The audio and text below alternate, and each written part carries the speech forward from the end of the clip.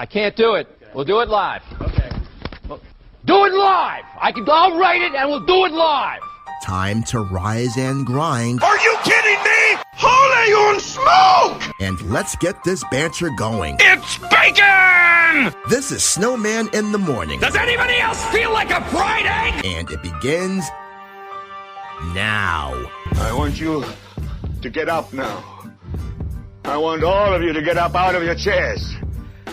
I want you to get up right now and go to the window, open it, and stick your head out and yell, I think I just broke my chair. He did what? Has anybody ever told you you have a serious impulse control problem? There is but one cause for me to follow. Almighty the bomb! And here we go. oh yeah! Michael on the drive across the lane. Turnaround shot. Got it. 63 for Jordan. He did what? A ground ball past Jenks up the middle of the infield. Uribe has it. He throws. Out! A White Sox winner and a world championship. The White Sox have won the World Series, and they're mobbing each other on the field. You golden blank staggered black skeleton of blinkety black punk, are you trying to do? Of all that low dirty... Kobe Bryant on the move against Christie. In for the right. Flips his shot up. No good. O'Neal lays it up. Missed it. Ball tipped out to Ori. Straight on three. Good! The Lakers have won! Robert Ory's greatest hits tour continues. Oh, no doubt about it. He's got to be getting a Grammy for that one. Good morning, and welcome to the Manic Monday edition of Snowman in the Morning. You can follow along with us on social media by dialing up SNW Digital Media for Facebook, Twitter, Instagram, Snapchat, and Pinterest. You can also log on to Snowman Digital Media for all of our great conversations from this show, as well as others produced by Snowman Digital Media. This is the best sports talk show you haven't heard of until now. You can hear us every Monday, which is today, through Friday on all of our great stations and networks in the region, across the nation, and around the world, and across the internet.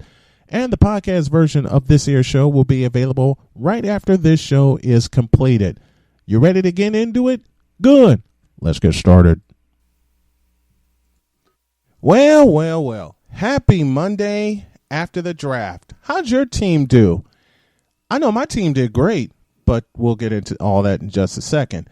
But to help me break down the draft, the one and only Mike Debate from Full Press Coverage joins me. How are you, my friend? I'm doing very well, my friend. Thank you so much for having me on your show this morning and talking a little NFL draft and the aftermath of what was an interesting weekend in the NFL. Interesting to say the least. Let's dive right in. Big trade happened between the Redskins and the 49ers.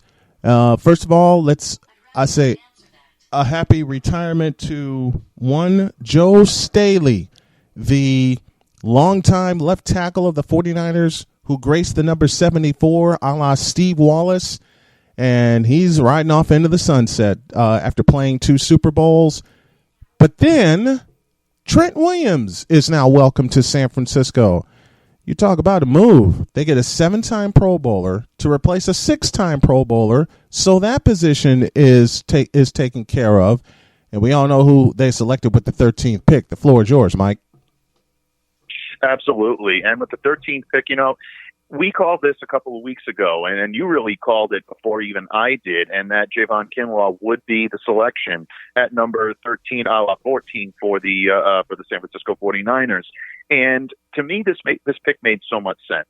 I saw a lot of vitriol being thrown at it over the weekend about, value, and, they drafted him too high. And believe me, being up here in New England, I know all about vitriol being thrown at picks that are thrown at guys for, allegedly taking someone too high in there. Right. Look, San Francisco used the 14th pick on Javon Kinlaw. To me, he's a massive athlete, a singular athlete. I believe he's going to replace DeForest Buckner quite well. I really like the fit that he has in San Francisco. I don't really care about what pundits are going to say about certain fits and where you should take this guy and oh, he should be, he's a second rounder or he's a late first rounder. You can put a draft grade all you want on people. What matters is the team that takes him. And obviously they felt that he was worth that selection. And I think San Francisco is going to, do very well with that and go quite nicely along with it. Then they trade up from 31 to 25. They take Brandon Ayuk. Again, another selection that a lot of people were scratching their heads about. I don't understand why. I think Ayuk develops. He's very, very big, great impact player after the catch. I think he fits very nicely in a Kyle Shanahan's offense. I think the cost to move up 6 spots was a wash. I really do. Some people might think it was too expensive, but I like San Francisco's aggressiveness in this draft. They obviously put targets on these people, and they pulled the trigger on them. And I think it's going to reap some benefits for them. And I think they're really going to end up doing well.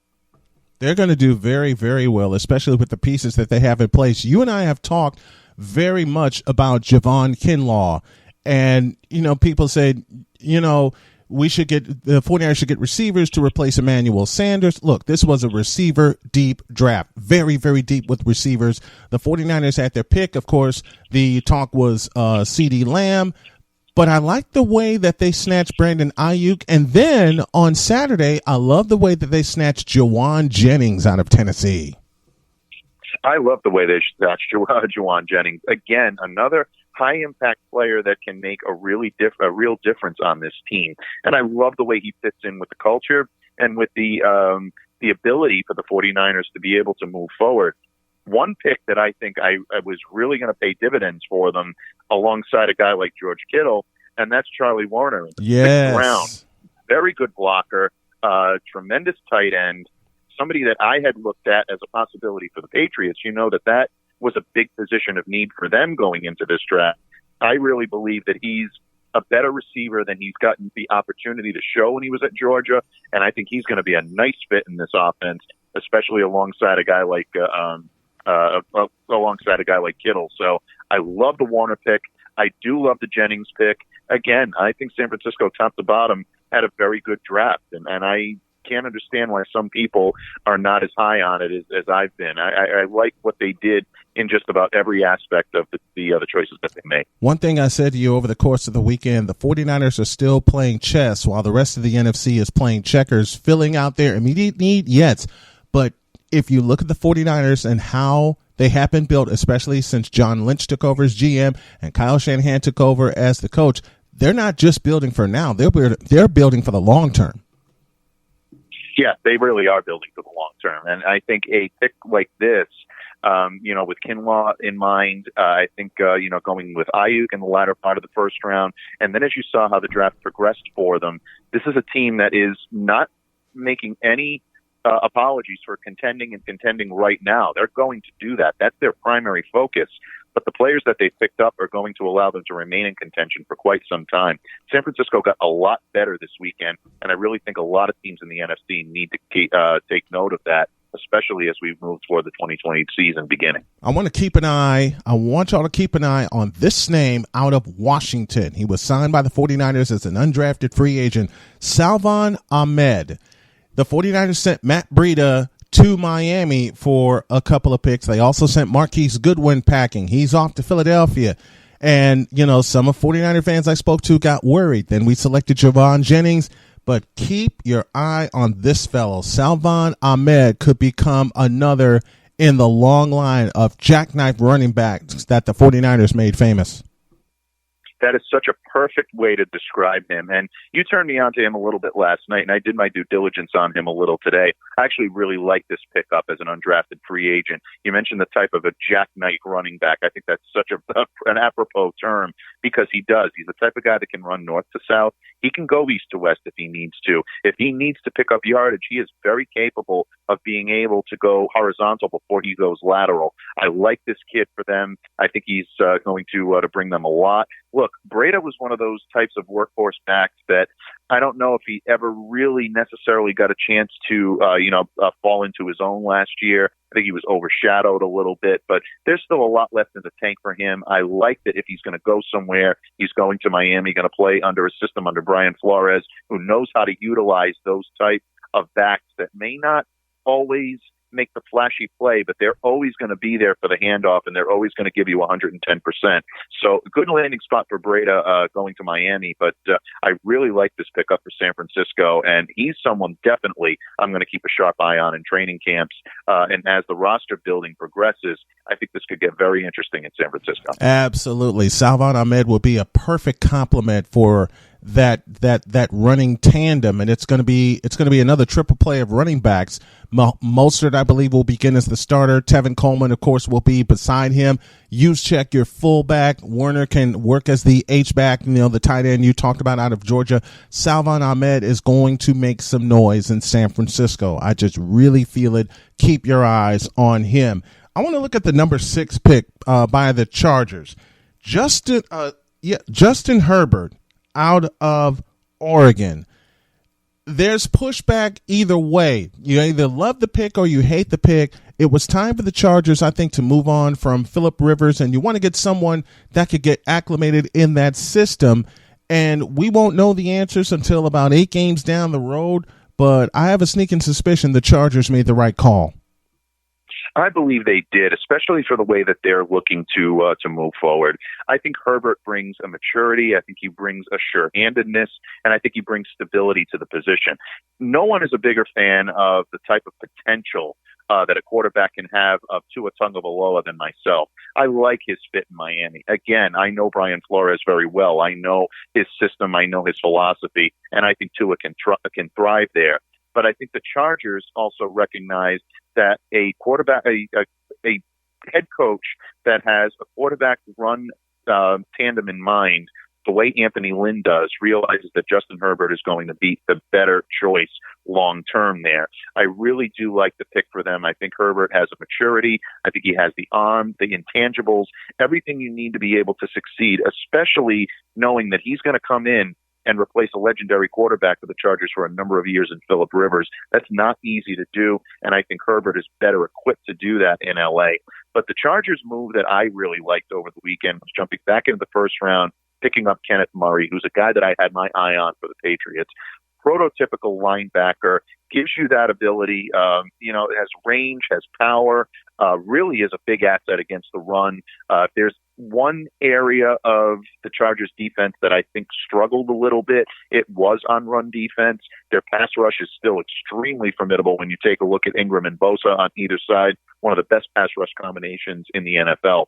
So I think right now, I like their draft. I know a lot of people are kind of wishy-washy on it. There are some that will be wait and see. But ultimately, at the top of the line, I think they made the right move by going with Justin Herbert. Let's go back toward the top of the draft and look at the number 2 pick, Chase Young, going to the Washington Redskins. Identity piece indeed, especially for a Redskins defense that broke more than they bent.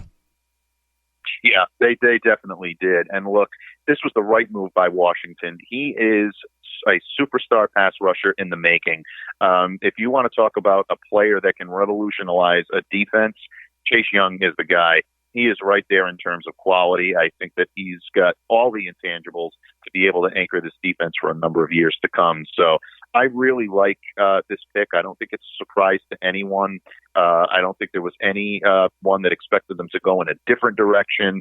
Once you knew that Joe Burrow was off the table at pick number 1, Chase Young was a logical fit for the second pick for Washington, and they definitely made the right move. This kid has, again, superstar written all over him, and he's an explosive player. And I just think he's going to be a great player on this defense for a number of years. Speaking of an explosive player, let's go to Arizona. Isaiah Simmons lands in their lap out of Clemson. And I'll tell you what, he's going to make an impact very quickly. Simmons is probably one of the more, and I know I'm going to raise a little eyebrow when I say this, but I think he was actually one of the more underrated players in this draft. I think he might have been a higher pick than number 8. Very, very good for the Arizona Cardinals that he slipped to them. At this point, I think he gives the Cardinals that type of versatile defender that they've been lacking. He can play multiple spots. He's not a safety. He's not a linebacker. He's really, I think, both, if you take a look at it. He's got the ability to come up. He can play in a 3-4 and a 4-3 set. He's one of those types of players that, again, that can change the complexity of a defense. And Arizona is explosive on offense. They need defensive youth and they need defensive stability.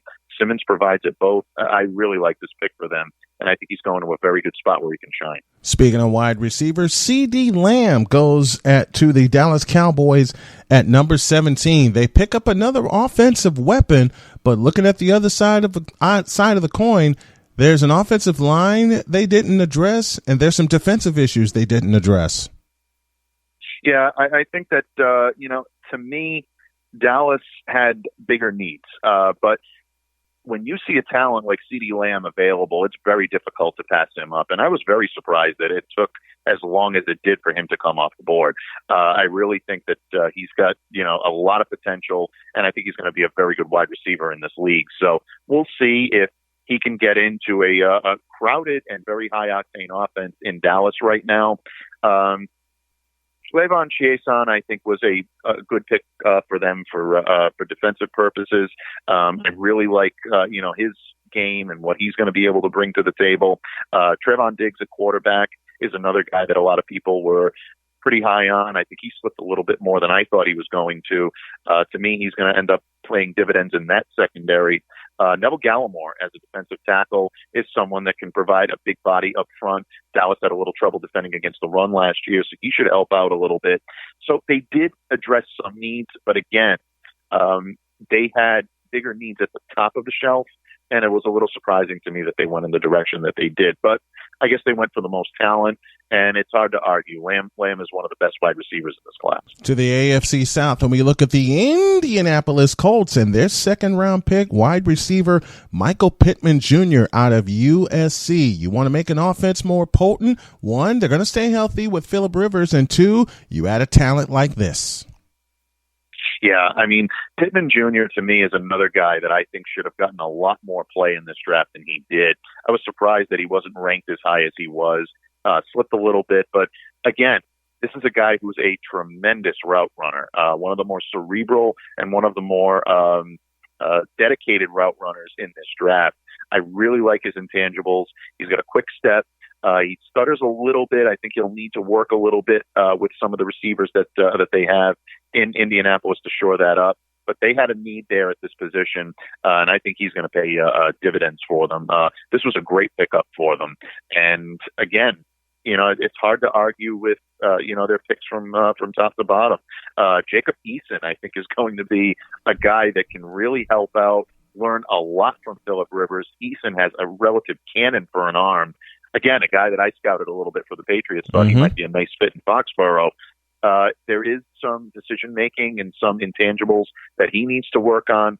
He's going to learn from one of the best. Phillip Rivers has done this job well for a number of years. Don't let the interceptions that he threw last year fool you. There's still a little bit left in the tank with Phillip. Yep. I think a lot of that was because of the situation he was in, a lot of the flux of the offense, the way they ran it in Los Angeles, but you saw some of the potential that he had. So learning under him, I think, is going to be a good learning experience.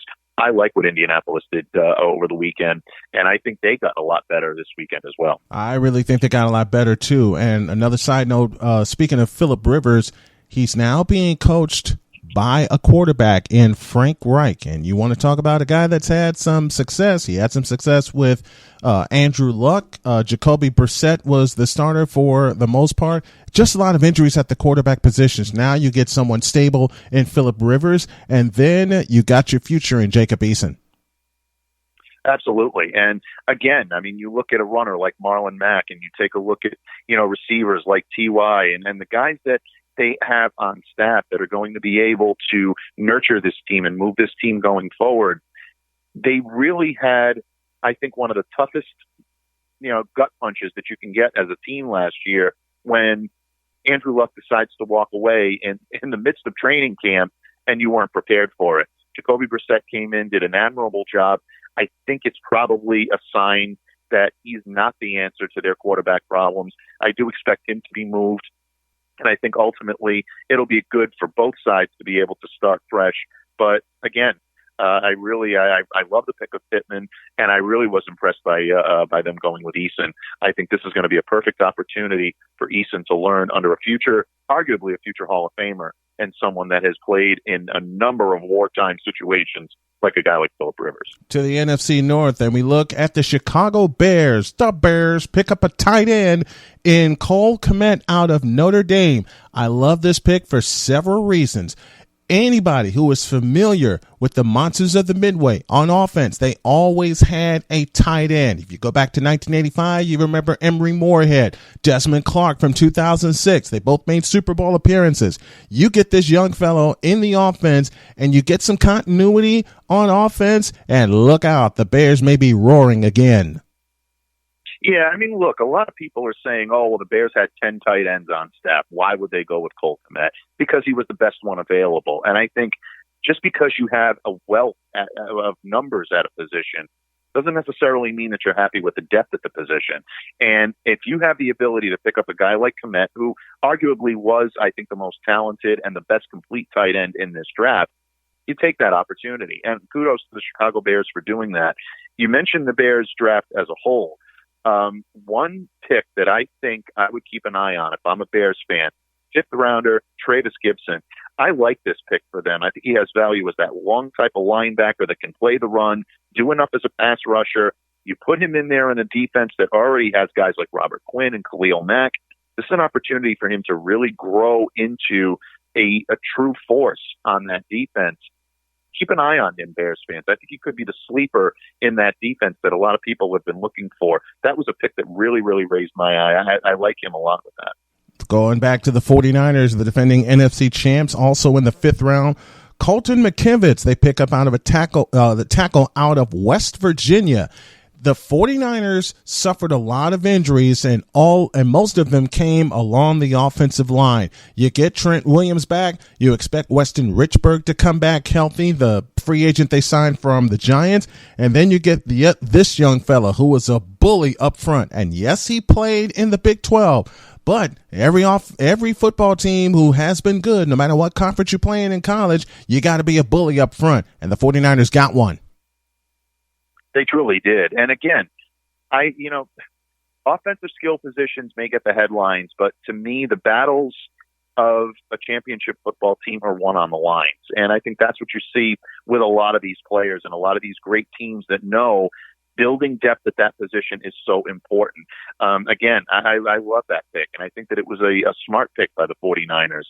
You look at teams like, and I'll keep coming back to the Patriots, but a lot of people are maligning their draft, and especially their day 3 selections and their day 2 selections, which are really getting panned.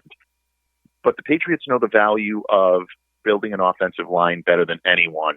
Michael Onwenu, Justin Herron, these are picks that not a lot of people thought were necessary picks, but they're going to build that offensive line, and they're going to strengthen an offensive line to allow them to continue and compete. This is something that San Francisco knew last year. Suffered a lot of injury, still came within an eyelash of winning the Super Bowl. You add quality youth depth at the position, which they did with this pick. I like it a lot. And again, it builds into that character. It builds into that philosophy that Kyle Shanahan, John Lynch, and the Brain Trust over in San Francisco are building. That's how you win championships. Strengthen, solidify the offensive line. Give that running attack an opportunity to be able to run through freely. Give Jimmy Garoppolo some time in the pocket. It's going to be an exciting offense to watch this year, even though they did suffer. Obviously you mentioned the loss of Goodwin. You mentioned, the loss of Breda. There's still a lot of talent there. Deebo Samuel, Jalen Hurd, guys that we've discussed. Again, I feel like Brandon Ayuk coming in and being able to give them, pop and a little bit of yards after the catch potential when it comes to the wide receiver position. And again, they boast the best tight end in the league. I say that even with Rob Gronkowski coming back to Tampa Bay. He's 1 year removed from playing the last time. And the last time that he was on the field, he was not quite the Gronk of old. He's still going to be good, folks. He's still going to give Tampa Bay a formidable, weapon.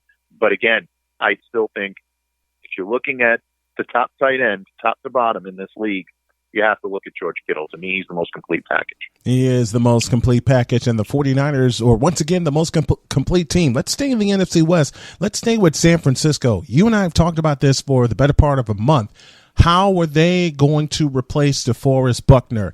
In walks Javon Kinlaw, and he is perfect. You can move him around. You can move Bosa around. You can switch those ends, keep the inside the way that it is. but Javon Kinlaw is an absolute bully up front, and he's going to terrorize those offensive lines in the NFC West. He really is. And I was a little bit surprised. I was a little more surprised that a guy like Kinlaw didn't get as much, I don't want to say as much notoriety, because he did get notoriety, but I really was surprised that this pick was panned as heavily as it was. Look, again, the type of defender that can block out. He can move laterally. He's got good fluid movement when he has to move laterally, but when he's ready to go and he's ready to move forward, he's got that extra spring in his step that allows him to be able to beat guys to the punch. He's got power, he's got size, he's got speed. I think this was a great pick for San Francisco, and he really fills the shoes of a guy like Buckner.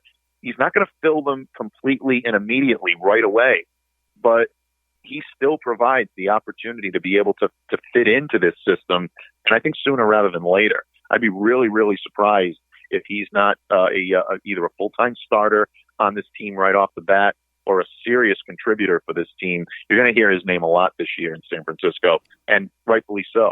I think he's fitting into a great system. To the NFC South in Carolina, they start with Derek Brown, defensive tackle out of Auburn, to defend some defensive needs with that team.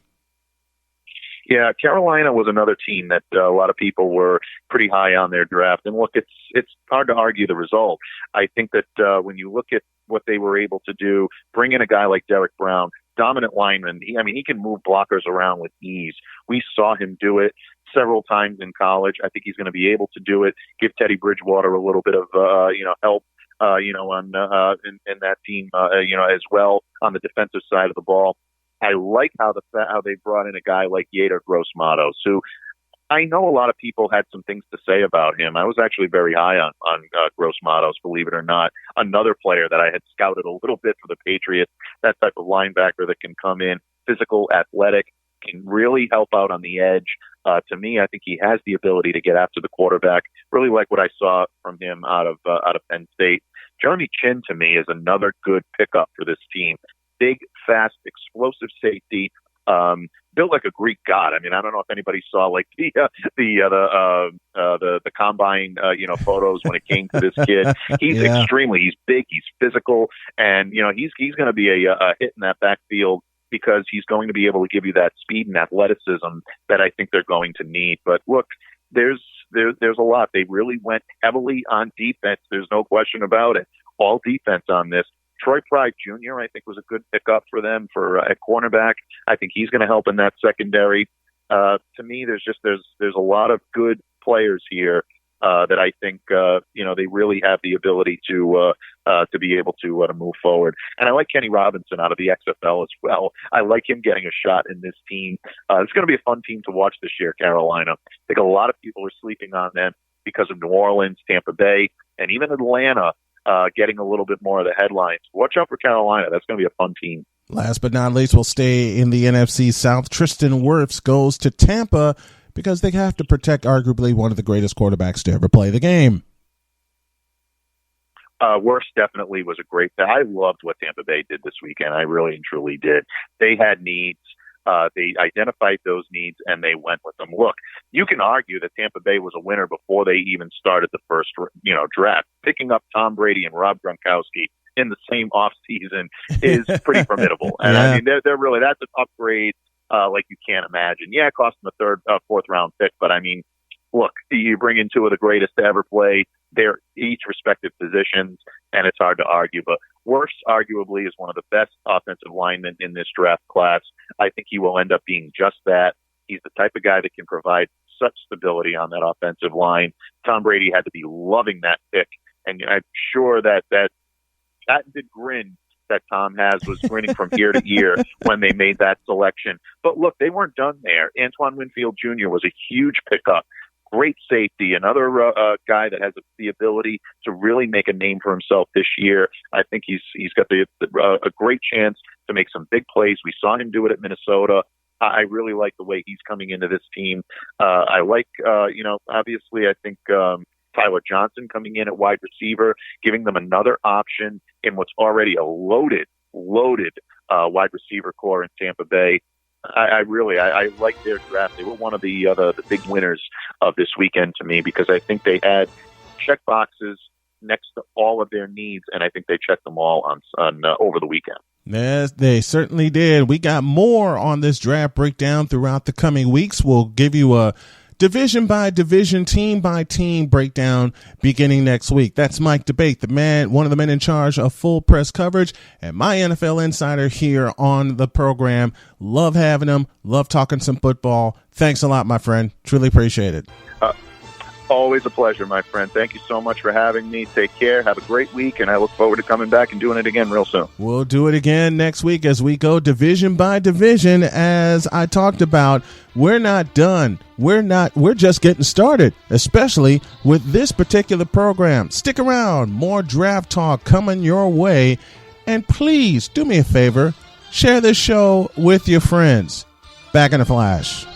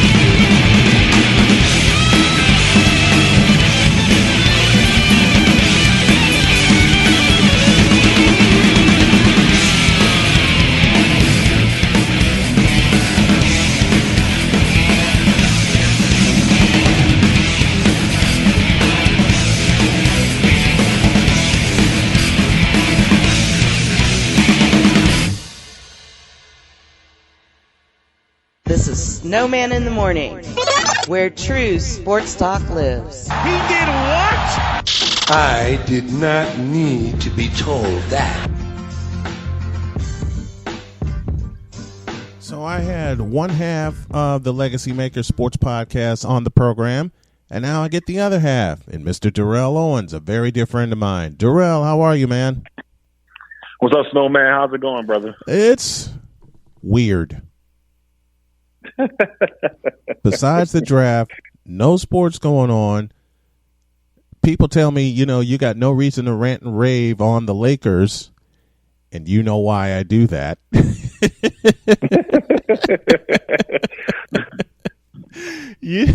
I haven't had Darrell on in a while, so we're just going to catch up on a lot of things. First and foremost, I told you your team would get their butts kicked.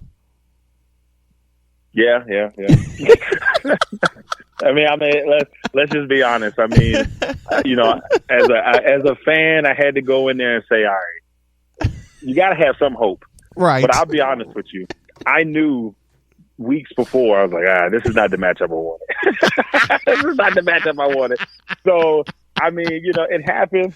It is what it is. Yeah. I mean, the only thing I felt about it is I felt like if we could have scored early, maybe we could have kept it close. If y'all would have gotten, it was just bad. If y'all would have gotten a touchdown and made it either tied the game 7 apiece or made it 10-7, I figured it would be a ball game. But 27 to nothing. Not at all. Not at all.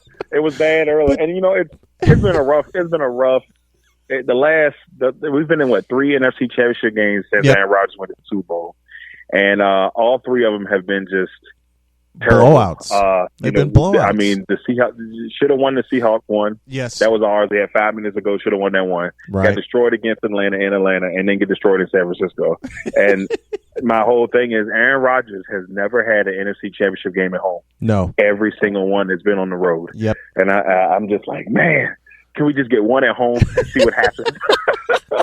Now you know why I wanted that 1 seed so bad. But I don't know if it would have made that much of a difference. But at least it would have felt a little bit better if we had a shot at home. But, and the crazy thing is, I mentioned this to a mutual buddy of ours, Trey Larkins, who's going to be on the show later this week. I mentioned this to him. I mentioned this to him, and I mentioned it to you. How can you be blown out by a team that threw the ball 8 times? This is something I said right after the game. I think the last time the Packers had a true good run defense was 1997. Yes. I feel like it's been 20 years. If you look back in we may have had a couple years here and there where we were all right. I think maybe like 4 or 5 years back, we were like 7th in the league in run defense, which I couldn't believe. Right. And then when we went right back to the old ways the next season, and that was the season that I think Aaron had got hurt. Yes. So it was just like we haven't had a good run defense since the days of Reggie White Incorporated. Yeah. So even the year we won the Super Bowl, we weren't phenomenal. And I think that with that, we just eventually, you gotta, we gotta fix the run. And I don't know if it's ever going to happen, Snowman. I don't know if it's ever going to happen. Well, it didn't happen that Sunday when y'all allowed, and I can't believe I'm going to say this, even though it's my team, 285 rushing yards. I believe it, Snowman. I mean, let's take it back to 2013 when Kaepernick almost ran for 200. Right. He did it twice. So for me, and then that's another thing. Playing San Francisco in the playoffs, I was like, come on. No, can we do anything? It's got to be somebody else. So give me somebody different. Somebody that I was like, oh, maybe there's a chance. And I'm not saying that I don't think I still feel like we could have won that game if we, had a jump start. It just wasn't going to happen. As soon as I saw how that first drive went for Saturday, I said, oh, this is not good. I said, and I knew it. I said, Morse's about to hit. I said, 300 yards rushing. It's going to be stupid. And so that's what happened. And Raheem Mostert dropped 229 on you guys rushing. That's what I'm saying. 229. Come on. 229 and 4 scores. He dropped 229 and 4 scores. I've shared this story. I shared this story on the program, and I'll have to share it again. My wife's team is the Indianapolis Colts, and we always watch the Colts games. And we get into it. She's never had a chance to see me get into it with my team, which of course is the 49ers, until this year. And when the NFC champion, I gotta share this. When the NFC championship happened, and bless her heart, she says, I'm only gonna make it through the first quarter, and then I gotta crash because we had both been working most of the day. I said, all right. When Mostert scored that first touchdown, I scared everybody in the house. Because I was that excited. I was that excited. My wife comes up to me and I'm banging on the desk. My wife is just looking at me with this big grin on her face. And I caught myself and I said, oh, I'm so sorry. And she says, is this not? And she's just as calm as ever. She goes, is this not your team? Yes. Have you not been a fan of this team forever? Yes. then shut up and cheer for him. Okay. And next time Frisco scored a touchdown, made it 17-0. My dog leapt in my lap. Oh man, I just know I sat in my chair, and as it started to happen, I started shaking my head, and I was like, why, you know? And then we were 17-0, and we were driving. I'm like, okay, if we score here, yes. You know, yeah. I mean, at least it gives you some breath for life. And what happened? Fumble. He fumbled the ball. It's just not meant to. I said it's just, and it was a good drive. It was a good Packers drive, like a good normal Packers drive. And I said, this is looking good. And then it happened, and I said, man, this is not not what I need. Armstead stripped him. It is what it is. Armstead stripped him, and Buckner recovered. Go down, get a field goal, make it 20-0. And I know so many Packer fans. They were messaging me, going, "Are you kidding me?" Deja vu, man. It was deja vu all over again. You know, I didn't even watch the first game that happened last season. I didn't even watch it because I was coming back from a Redskin game that I was covering. Right. And I was on the way back from the Redskin game, and I'm like, oh, okay, Green Bay's got the 8:00 game tonight. I think it was the Redskins Lions. So I come back, I said, well, I'll catch it when I get home. So I sit down, I get comfortable. As soon as I sat down and got comfortable, we're already down 10-0, and then y'all scored. I think like Nick Bosa did, and I said, you know what? I already know how this one's going. I cut the thing off. I said, I'm going to bed. It was the vibe, man. I can always tell when it's going to be a really bad Packer game, and it was 10-0. And usually I'm like, okay, we can make. But just the way it went down, I said, nah. Not in San Francisco, not tonight. And then so I went in. And then it's 13-0. The Packers. I think the Packers were still in the game even when it was 13-0.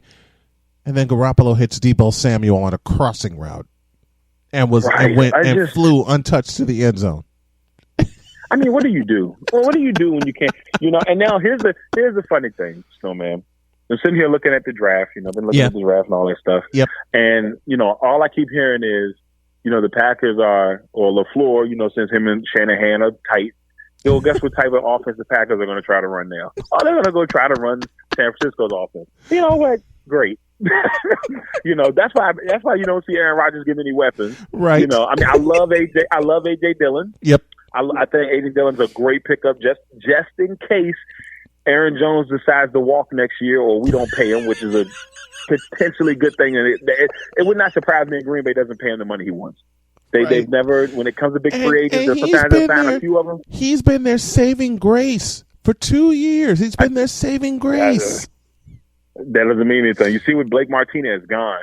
Martinez has been top 4. No, he's been the top 2 in tackles every year he's been in the league. Yep. He's never been the number 1 person. He's been number 2 every year in the league. And yes, he may not be the best coverage guy, but he stops. He's a good tackler. He's a decent linebacker. I'm not saying he's the greatest, but he went out there. He got his money from the Giants. Not mad. We let Frackle go, another great young linebacker. Yep. When they brought the Smith brothers in, he took a step back. So you know, it's one of those things where it's like they're going to pay a couple people, and I don't know if, because Aaron Jones is going to demand $15 to $16 million. He's going to want that Zeke money. He's going, especially if he has another year like he did last year. He's going to want the Zeke money. If he gets his Zeke money, he gets his, you know, if he gets his Zeke money, potentials down the road, Saquon Barkley money. I'm telling you right now, they're going to let him go. That's why you see this. This is why you see AJ Dillon in the second round. Yeah, and I think they probably, if one of the other guys like Taylor or somebody had dropped that far, they would have grabbed him. True. So that's where they're moving to. That's where they're moving to. They're trying to be the 49ers. I got to pose this question. Why did y'all draft Jordan Love? You know, I've been thinking about this one, well, obviously now for a couple of days, and you know, when it first happened, I knew. I've been knowing that it was going to happen within the next 2 years. Right. You know, this is around the same time they did with Favre. You know, Gudicic is you know, he's a Ted Thompson disciple. Yep. He's a little bit more open though. He'll do a little bit more than Ted will do. Yes. But I had a feeling it was coming, and so I felt that we would do it.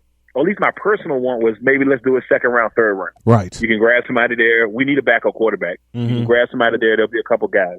You know, Easton, whatever. Mm-hmm. So when I saw that they moved up I said, no. I already knew. I knew immediately because they had already sent people out to see him. And it's not that I don't want him. I'll be honest with you. I do like him overall. I think if we could have got him in the second round, that would have been phenomenal. But there was two guys in the first round, Snowman, that was just looking at me and smiling. And their names are Patrick Queen. Yep. The names are Patrick Queen, which would have been amazing. Out of LSU. And then there's a couple of receivers left, but Denzel Mims was there. But the man that I wanted the most, because I saw him in the ACC championship game when Virginia got stomped by Clemson, was T. Higgins. T. Higgins. The kid can catch T. Higgins can catch the ball, Snowman. Yeah, he can. And both of them, two picks afterwards.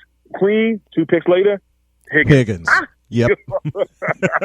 That's how they did me, Snowman. That's how they did me. So overall, I like the pick. I just wish it was in the second round. Yeah. And I could have felt a little bit better about it. But if they don't give me a receiver today, I'm going to throw something, man. Don't throw anything. Your wife and your kids will get upset. Don't throw anything. I might have to throw something, man. Don't throw. Look, do you really want to frighten little DJ? No, I care about him too much for that. But I just, even though the first 2 picks, I'm truly, true to heart, not upset about the first 2 picks. Mm-hmm. Just wish they would have happened at different times in the draft, especially with other people there. Meanwhile, the 49ers flip with Tampa Bay and still get the man that they want in Javon Kinlaw. I love great draft so far. Great draft so far for San Francisco. You get Kinlaw, you pick up, I don't know his name, Brandon Ayuk.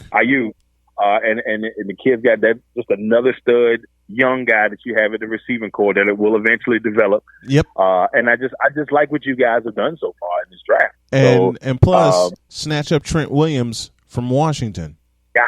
Snatch up Trent Williams so Joe Staley can ride off into the sunset in 49er glory. And Trent Williams, I think, is going to don his number, 74. Of course, the last 2 great tackles for San Francisco, you should know these names. Aside of Joe Staley, the other one was Steve Wallace. Yeah. Man, oh man, and they get a 7-time Pro Bowler. They get a 7-time Pro Bowler. Huge pickup for the San Francisco 49ers. And it makes sense. They were talking about it a little bit. But it makes sense because, he has a good relationship with Shanahan. Yep. Shanahan was the one that was there when they drafted him. Mm-hmm. He trusts Shanahan. So you go somewhere at least where you feel like you're going to be trusted. And they've got a team that is ready to roll for a couple years now defensively, and they're growing offensively. So, I mean, that NFC West is going to be tough. But if there's a team that can handle it, the 49ers can handle it. So, I mean, they just keep getting better. Lynch is probably one of the most, I still think, even though he's underrated. He's underrated on how good of a GM he is. He's truly underrated, and we continue to see it. In the last couple of drafts, the Trubisky draft, even though they got Solomon Thomas, and Solomon Thomas hasn't maybe worked out the way they wanted him to, all the picks that they got from it, that pick that they traded for Trubisky, and we see how miserable the Bears are. You know what? I go back to that. I go back to that. I go back to that draft with Trubisky sitting there. Frisco high on the chart. They said, "Nah, we don't want this. Hey, we got a little special for you." And all the picks the 49ers got from fleecing the Bears so they can grab the man that they wanted one pick later. Right. One pick later. And that's what I'm saying. Like, he's done brilliant moves, and he did another one. Like, Kinlaw is going to be a beast. All right, so I got to go back a little bit. He's such a smart GM because, and I'm not just tooting your horn here, I just like what I see as an overall perspective. They knew, all right, we got to pay one of our guys. We got to pay Armstead, or we got to pay Buckner. Yep. They felt like, hey, Armstead's got the most upside. Okay, we can draft another guy. We can get Armstead. And I believe Armstead's a little bit younger, if I'm not mistaken. Yes. I could be wrong. Yes. So he's younger. Let's trade Buckner, get a high pick in the draft, and Buckner's worth for every bit of the first round pick. Yes, he is. You make that move. You get into the round. Now you got 2 picks in the first round. Then you go say, you know what? I'm gonna take a step back, and let the Bucks drool and get their tackle. They probably wasn't going to take the tackle. You know what I'm saying? And they knew they wasn't going to take the tackle, like you said. They knew who they wanted. Yep. They get Kinlaw, and they get more picks. It's brilliant. And then they trade back into the round to get the receiver they wanted, and they're not hurting on anything because they really didn't lose that much in that trade. No. What a great GM. And then Jalen Hurd is waiting in the wings for Frisco. Remember, he didn't play last year with a back injury. And San Francisco had so many injuries, and yet they still wind up 13-3. They make an appearance in the Super Bowl. They're the defending NFC champions. And then you got Jalen Hurd waiting in the wings. You get Brandon Ayuk from Arizona State. But they addressed the first major need, which was to replace DeForest Buckner. Javon Kinlaw is perfect for that defense. So young and so talented. So young and so talented on that defensive line. It's scary, and people laugh at me, and it's not just because I cover them, but I think the next team that you're going to have to watch on the defensive front is the Washington Redskins. It's the Redskins. Absolutely. And everything they've done on that defensive line, this is before they added Chase Young. Right. They were already good on that D-line. Then you add Chase Young. And they had Matt Ioannidis, who, he's a part of a rotational player. He had 7-8 sacks last year. Yeah. He's getting better. They got Tim Sutton. That line is going to be special. It may not happen right away. That Redskins team led by Rivera is a couple years away from really making some noise in the NFC. But for the foreseeable future, the NFC belongs and will remain in San Francisco. The way after this draft, that's the way I feel. The way John Lynch is putting stuff together. And a lot of people were worried, and I know you've heard this because you cover football like I do. A lot of people were worried that the 49ers were going to trade Dee Ford and Quan Alexander for some more picks. No. John Lynch had something in mind, and that person was Javon Kinlaw. I said it for a month that they were going to go after Kinlaw, and they got him. Yeah, I had a feeling it would be D-line, and to my better judgment, I kept saying, well, maybe they'll go to receiver because, but then I'm like, they got 5 young receivers that are still growing. Yeah. And they could probably snag a veteran. There's a couple of veterans out there. That's why I said, and when it happened, I was like, it just makes sense. It's perfect. Yep. You trade your guys, you bring in, and you get a young stud that you want that fell right into your lap. Yep. And it's like, boom. This is perfect. It's amazing, GM. Amazing, GM. God, I wish I had him. And it's crazy the way John Lynch has turned around this football team with Kyle Shanahan working in concert, and they're not just set up for the next few years. They're going to be set up for a while, especially with this young, aggressive, hungry defensive line. I've referenced Nate Burleson quite a few times after the NFC Championship game, but I will say it again. With this 49er defensive line, with the addition of Kinlaw, who's going to play opposite of Bosa, this young defensive line is not only fast, but they get home quick. Right. It's scary. And I think if you look at them as a whole, they have there's been some great defenses the last couple of years. Seattle's Legion of Boom. The Vikings, even though they can't figure out things on offense sometimes, they have a really good defense. But I look at it and I say, the San Francisco team has a 5-year window, in my opinion. Maybe 3 to 5 window. We'll say 3 to 5 year window to capitalize on this talent. Because eventually money is going to play a factor, and all these guys are going to get paid. That's what happened in Seattle. It happened. It's starting to happen in Minnesota, and it's going to happen. But they got 3 years to do it, 3 to 5 years to do it, and I think they can do it. I truly think they can do it. It's just really going to depend on how do we control Patrick Mahomes.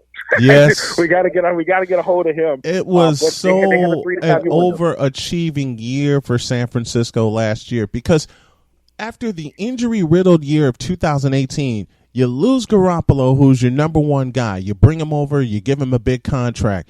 So many other injuries that they had on every side of the ball. And then this past year, they go 13-3. The 49ers were for real when they, on Monday Night Football, blasted the Cleveland Browns, who everyone thought had won the draft and won free agency, signing Odell Beckham Jr. And then the 49ers just said, the hell with that, and held them to 3 points. That was the eye opener, that was the eye opener. That in the Pittsburgh game, beat, if I'm not mistaken, y'all beat Pittsburgh pretty good. And I remember, and I said, man, this 49ers team is low key really good. And then as the weeks kept going along, And I'm just like, okay, I see it. I see it now. And it just you saw the destroy Carolina. My gosh. Lord. Good Lord. I was sitting there, I was like, man, somebody throw in the towel. Where's the guy from Rocky? My wife looked at the television. My wife looked at the television. She looked at me, and I had this big old grin on my face, and she goes, 51 points? Oh, yeah.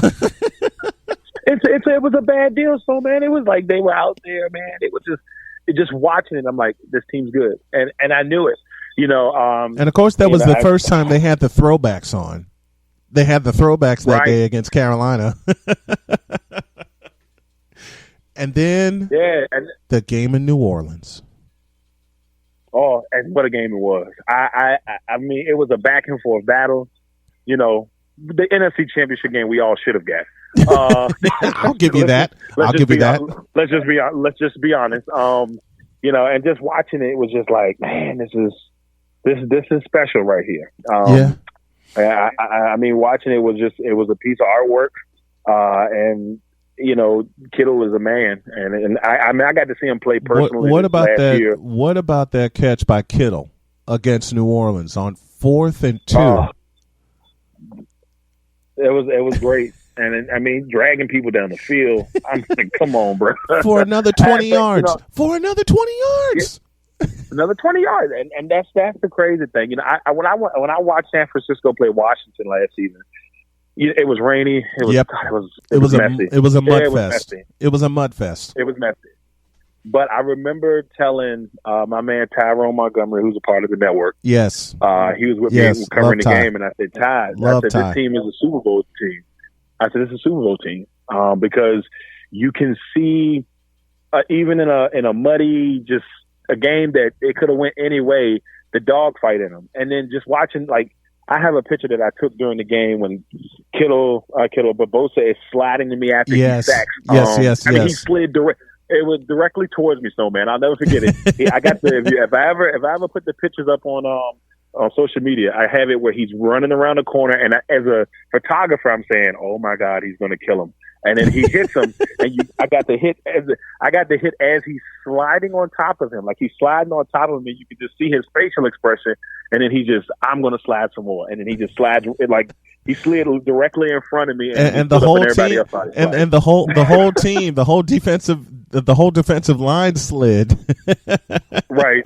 I can say that I was there when that was birthed, and I can always say that, and that was a cool feeling, but. Just watching that energy level of that young team and how hungry they were. They're going to be just as hungry this year, If not more. If not more, coming off a loss in the Super Bowl. If not more. Right.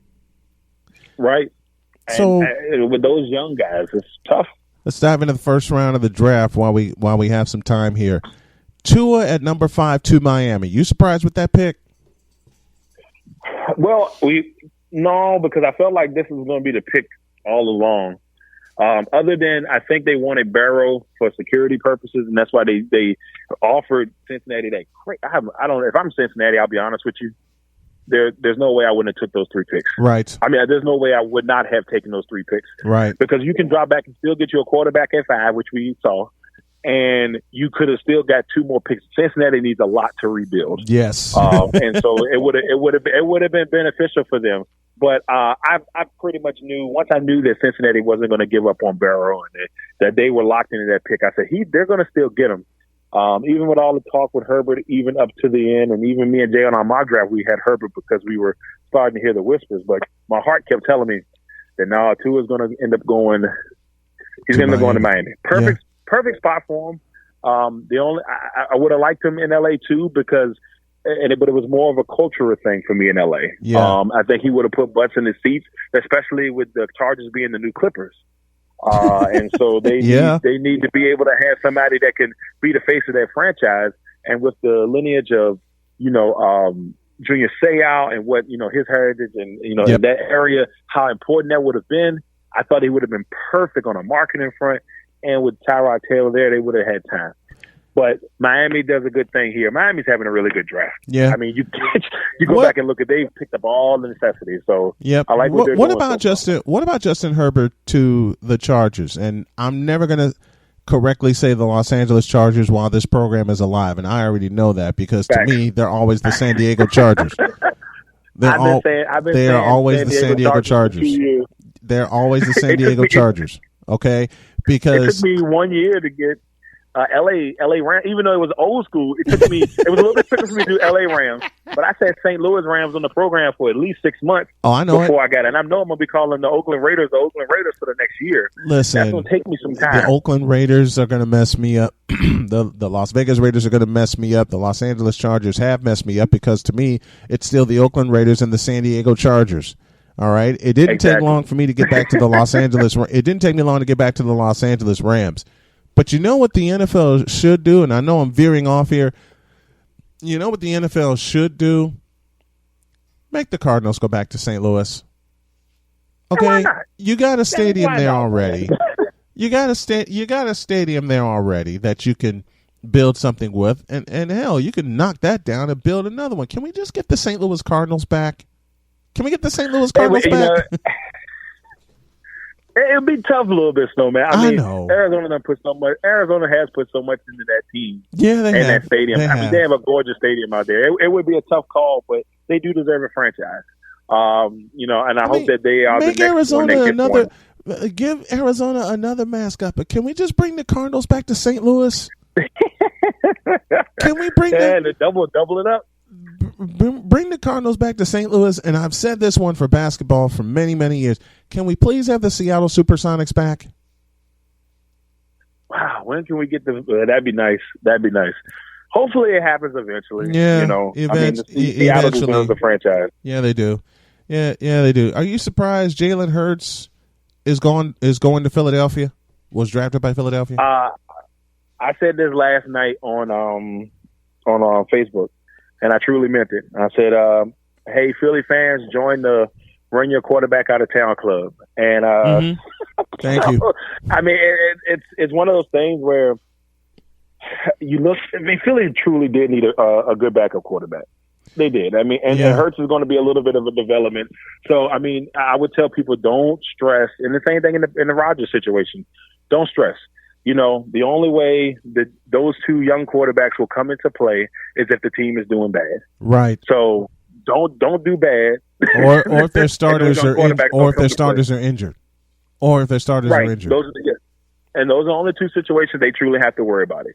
But it's good to have because for all the people that love the Philly special, well, now guess what? You can bring old Jalen Hurts in, and he can do the Philly special. He can run it on his own. Another dynamic. Absolutely. He can run that on his own. Dynamic. Does Tua become an immediate starter in Miami, or? I don't think so. Yeah. I don't think so, man. Yeah. They shouldn't start him. They shouldn't start him. I would let Fitzpatrick, run it a little bit. Give him as much time as possible before they have to force him in. I think he'll play this year. Yeah. He'll probably be late during the year. But to be honest with you, the way Brian Flores, I love Brian Flores. I don't know what it is, man, but I just love Brian Flores as a head coach. And I just feel like, if they can keep things afloat without it drowning, let Fitzpatrick, usher in, grow them a little bit before you bring Tua in. But if he goes out there and he's lights out and he's killing them in training camp, if we have one, it's going to be hard for you to be like, okay, man, we better have a training camp. We're not, who you telling? Who you telling? I'm sitting here looking like, man, this training camp don't happen. I'll be hot. Look, I mean, you're not far from me. They just extended the moratorium from the end of this coming week to May the 8th. I understand why they're doing it, but can we just lift the moratorium, please? I want some training camp, doggone it. Yeah, I mean, I'm pretty sure there's not going to be no OTAs for the Redskins. And no. We usually travel up there. We traveled up there last year for OTAs. And theirs usually started the second week of May. Yeah. Because they usually have the rookie one. And I don't think that's going to happen. No. It'll probably be like June. So if they have OTAs at all, it'll be sometime in June, but I doubt it. I'm just hoping that they have training camp here in Richmond. And that's all I can hope for. But we got a little time for that, and hopefully the stuff is cleared up. And hopefully hopefully this curve bottoms out or flattens out. Right. So it flattens out safely. Let's not get it twisted. Wanted to flatten out safely and make sure everyone is safe when we do get sports back, and I believe we will. I'm waiting for the high school year to start back in August. Yeah, definitely got to agree with you on that, man. I mean, I've been off of my full time for, I don't know, it's been almost 2 months. And I've been about a month and a half, and I'm actually going back to work for the first time on Tuesday, which is that's good. I've been sitting around the house for so long.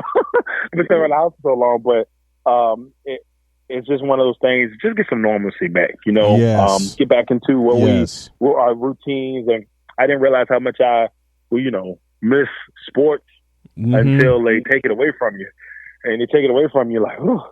And I mean, we're both out here trying to find something to do during our time. And it's like the players are locked out and the fans are locked down.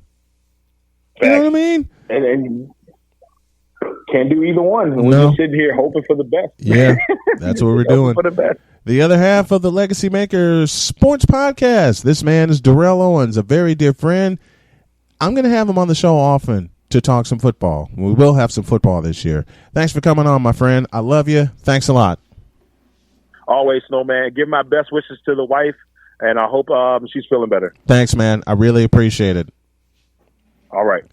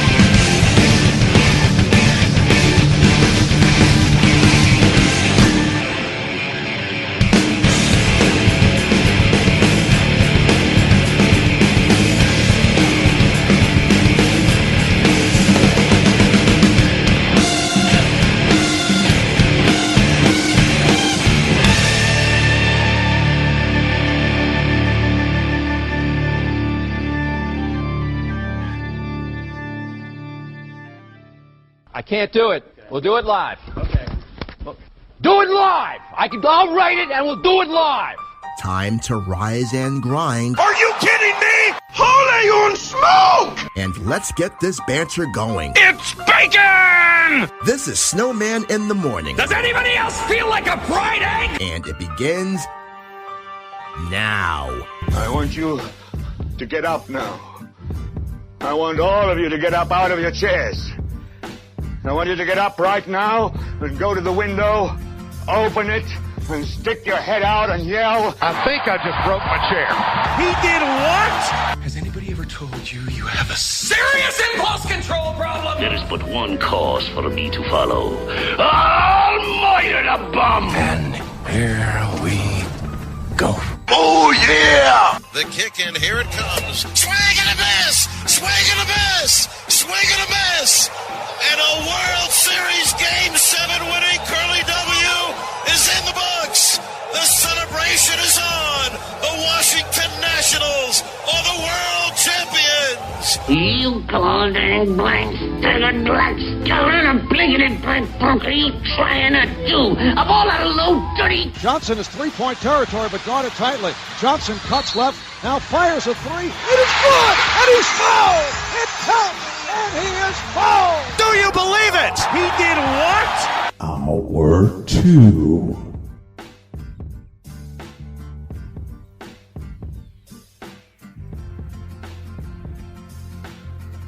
The last time I had this gentleman on, it was to wrap up the divisional playoff between the Vikings and my beloved 49ers. I haven't had a chance to talk to him since, and there have been many reasons, some of them my own. This is Stephen Askins of the Inside Blitz. He joins me right now on the other side of the hotline. How are you, my friend? Hey, Snowman, what's going on? Long time no talk. Hope everything is well with you and your family. Thanks. Hope you're staying safe during this virus. It has definitely been a minute. It's been a good minute. I told you last year that the 49ers would make the Super Bowl, and you and a few other people thought I was crazy until that Monday night game against Cleveland and that big win at New Orleans. So we'll start there with the 49ers sending DeForest Buckner to Indianapolis, but then they snatched Javon Kinlaw out of South Carolina, and he could fit right on that defensive line quickly. So they haven't missed a beat. With that pick, I think they definitely got him a player who's ready to come in there and tear the league up. I mean, I definitely like the pick.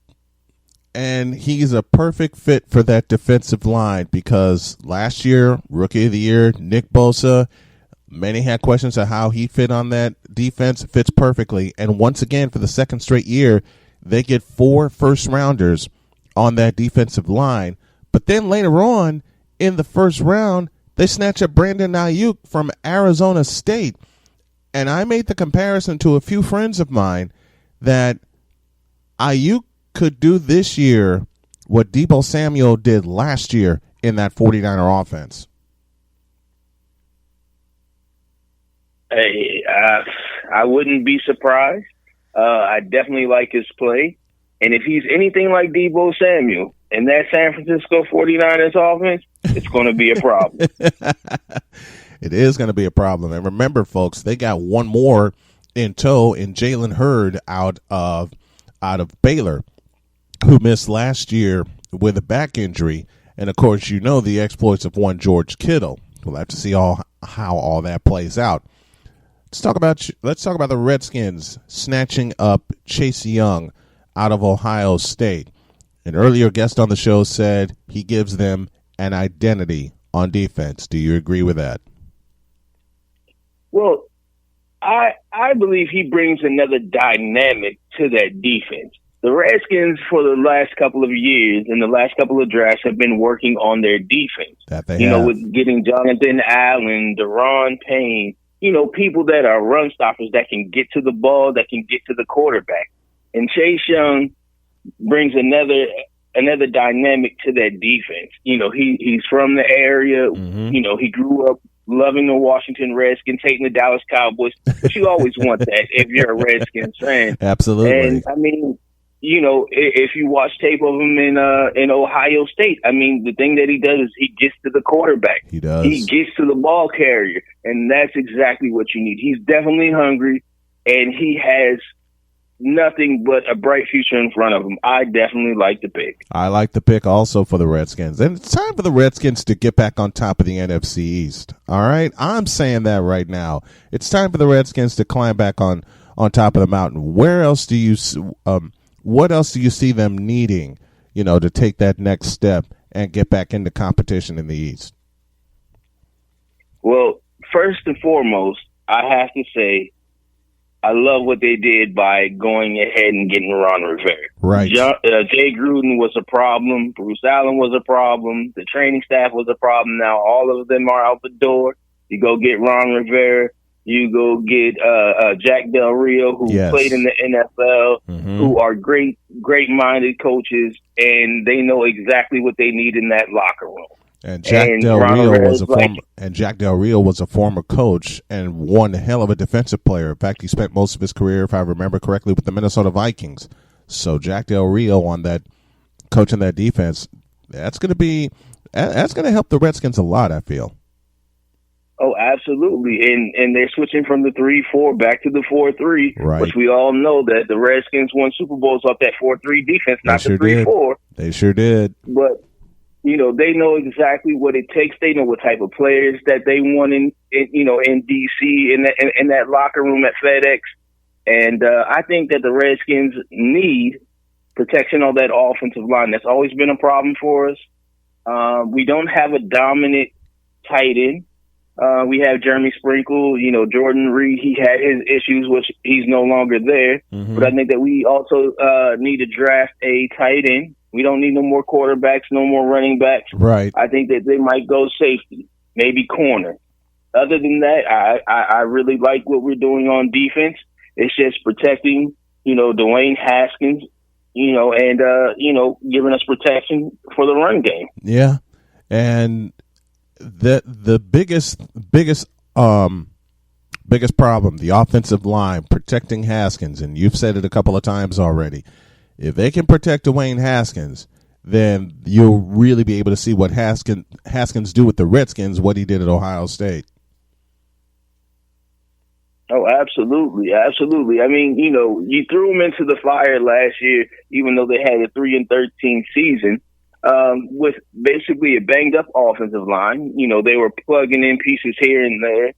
And Dwayne Haskins, he really cut down on his turnovers, and he was able to throw the ball downfield, and he was able to bring us closer to winning games instead of getting blown out. So right. I like, the Dwayne Haskins as our quarterback. I know that the Washington Redskins traded their 7th round pick to the Carolina Panthers for Kyle Allen. I think that, they just brought him in order to push Dwayne Haskins even more. I've been seeing Dwayne Haskins out there practicing every day, trying to improve his craft. And as a young quarterback, that's what you need. If not, they're going to run you out the NFL real quick. Yeah, very quick. Speaking of being thrown into the fire, there's a quarterback by the name of Justin Herbert who's going to be thrown into the fire as he was chosen by the Chargers. What do you think of that? Well, I mean, if you look at the Chargers, Phillip Rivers is no longer there. They have their quarterback already in Tyrod Taylor. Okay. How long is he going to play? Okay, he might give you 2, maybe 3 years at the most. But the NFL draft had a very, very high quality quarterbacks. I'm always for drafting a quarterback if there is a need for one. Right. And Justin Herbert, I definitely like that. He can sit behind Taylor and he can learn. Don't throw him into the fire yet. Let him learn as much as he possibly can. Then when it's his time, hey, the sky's the limit for the guy. Do you think he starts this year at all? I don't believe so, not unless, Taylor was to get hurt. But I don't wish that on any quarterback, so I don't see him starting this year. But, things could change. If Taylor, throws the ball, and causes a lot of turnovers, they might throw him in the fire a little early. But I just say, give him a little bit of time and let's see what he can do when the time when the time's right. Let's go to the top of the pile. Cincinnati drafts Joe Burrow like everyone expected to. Is Burrow going to have a troublesome season, or is Cincinnati going to fix that offensive line to keep him upright? I think that he's going to struggle his first season because Cincinnati, they have too many issues on both sides of the ball. And it doesn't seem like they're really addressing them too much this year. Mm-hmm. But I think, his first year is definitely going to be a learning curve for him because, you still have Andy Dalton there and you still have his backup. Okay, so how much playing time is the kid really going to get? We don't know. We don't know if they move on from Andy Dalton or if he stays on the team. But, it's Andy Dalton's job to lose, and, we'll find that out during training camp. But I think, if anything, he'll have a troublesome year if and when he starts. If not, hey, just let him learn as much as he can so when the time is right, he'll be ready. The other point with Cincinnati drafting Joe Burrow, and I question this, they don't have the horses that LSU had, nor the offensive coordinator that LSU had, to assist Joe Burrow. So I believe you're right. He's going to struggle this first year because they don't have that many receivers to throw to. They don't have a tight end like Thaddeus Moss that he can throw to. And he doesn't have Clyde Edwards-Helaire to give to in the backfield for that safety net. So all of his safety nets that he had at LSU during an undefeated season, he doesn't have yet in Cincinnati.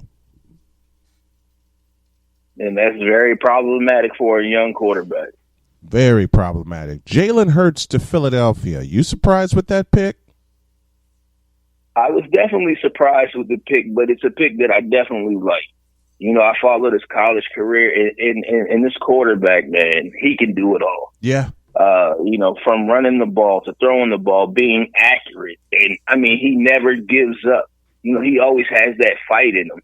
And I definitely like him backing up Carson Wentz because we all know Carson Wentz, he's injury prone, if you will. Oh, yeah. Well, in my eyes, he is, and then they don't have Nick Foles no more. So You need you a young quarterback that can go out there and get it. And I definitely like Jalen Hurts to the Philadelphia Eagles. I was definitely surprised, but it was a hell of a pickup. Does this signal the end of the Wentz era in Philadelphia? It very well could. All it takes is Carson Wentz to get hurt, and then Jalen Hurts to come in and be the superstar that he was in college. Mm-hmm. But now you pair him with Deshaun Jackson, and that offensive wide receiving core, the running backs, the defense plays well. He can really make a name for himself in Philadelphia. So it very, very well could be the end of Carson Wentz. Yeah. As they said, Carson Wentz is now on the clock. Yeah, Carson Wentz is indeed on the clock. Talking with Stephen Askins of the Inside Blitz, joining me here on the program.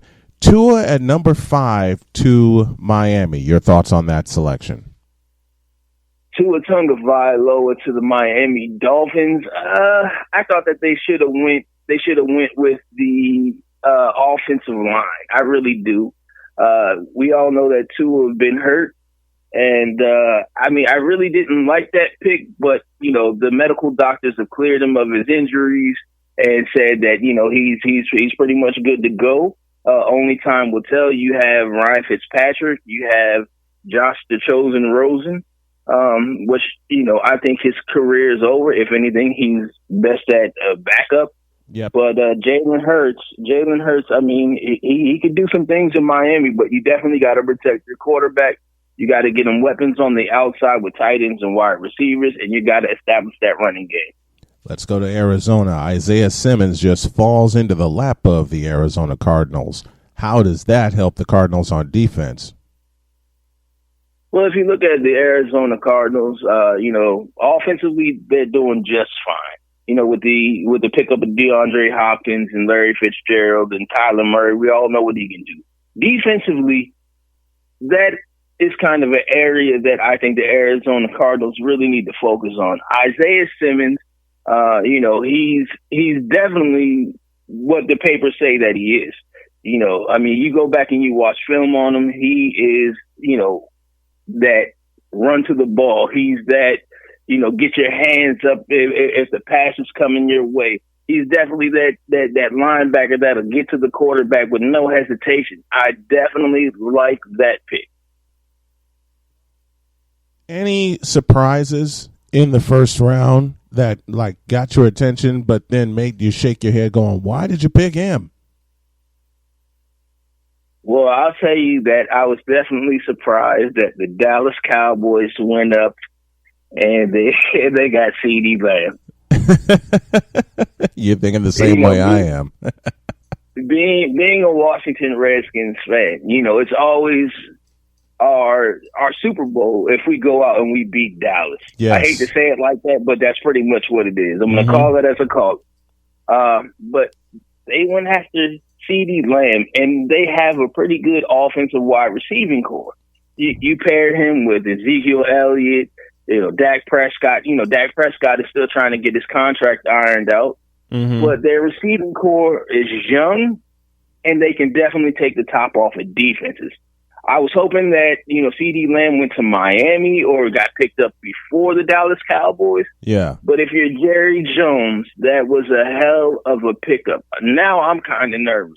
But I have confidence in my team that the Washington Redskins are going to be able to beat the Dallas Cowboys at least twice a year. If we don't go to the Super Bowl, just give us Dallas twice a year. I thought they would go defense because they really suffered on defense last year. Speaking of the Cowboys, I thought they would go defense in the first round.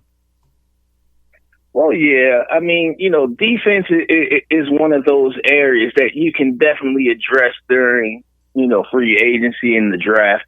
And, the Dallas Cowboys have been pretty decent on defense. I wouldn't say that they've been anything to write home about, but they're definitely stacking that defense up this year. Yeah, that they are. Talking first round of the NFL draft with my man Steven Askins of the Inside Blitz. And I leave you with this question. Can anybody touch San Francisco again this year? Well, if anybody can touch San Francisco again, we all know that it's who. No, Kansas City. Kansas City is still one of those teams that, can make it and win a Super Bowl. As they just came off their Super Bowl winning year. Yeah, they just did. The Baltimore Ravens are definitely a team that you need to look out for. New England, you can pretty much write them off. Tom Brady's out of there. Rob Gronkowski's out of there. So, is the NFC, and I'll give you this bonus question as well. Is the NFC South there for the taking for Tampa Bay, or does it still belong to New Orleans? I say it still belongs to New Orleans as long as Drew Brees is there. And I definitely agree with you on that. A lot of people say that, being that Tom Brady and Rob Gronkowski are in Tampa Bay, then, Tampa Bay is destined for a Super Bowl this year. I say that is a negative. I am going with the New Orleans Saints. But, if you give them some time, maybe their second year, maybe third year, maybe they can make it to a Super Bowl. But I don't see it this year because, with this virus going on, they're not able to get into the weight rooms. They're not able to, practice with each other. So they're not going to have the chemistry down packed. So you got to give them at least a year for that to figure out, just the chemistry part of it. So second, third year, possibly, but as long as Drew Brees is still there, they're definitely one of the teams that you definitely, you can't take lightly. Yeah. And I still say the NFC will go through San Francisco, and it's going to go through San Francisco for a while unless a team steps up and just absolutely wows you. And that can happen. That absolutely can happen. Steven Askins of the Inside Blitz joining me. A pleasure to have you on, and I look forward to have you on a lot more often during this football season, my man. Thank you so much, Snowman. It was a pleasure. Got more stuff for you coming up after the break.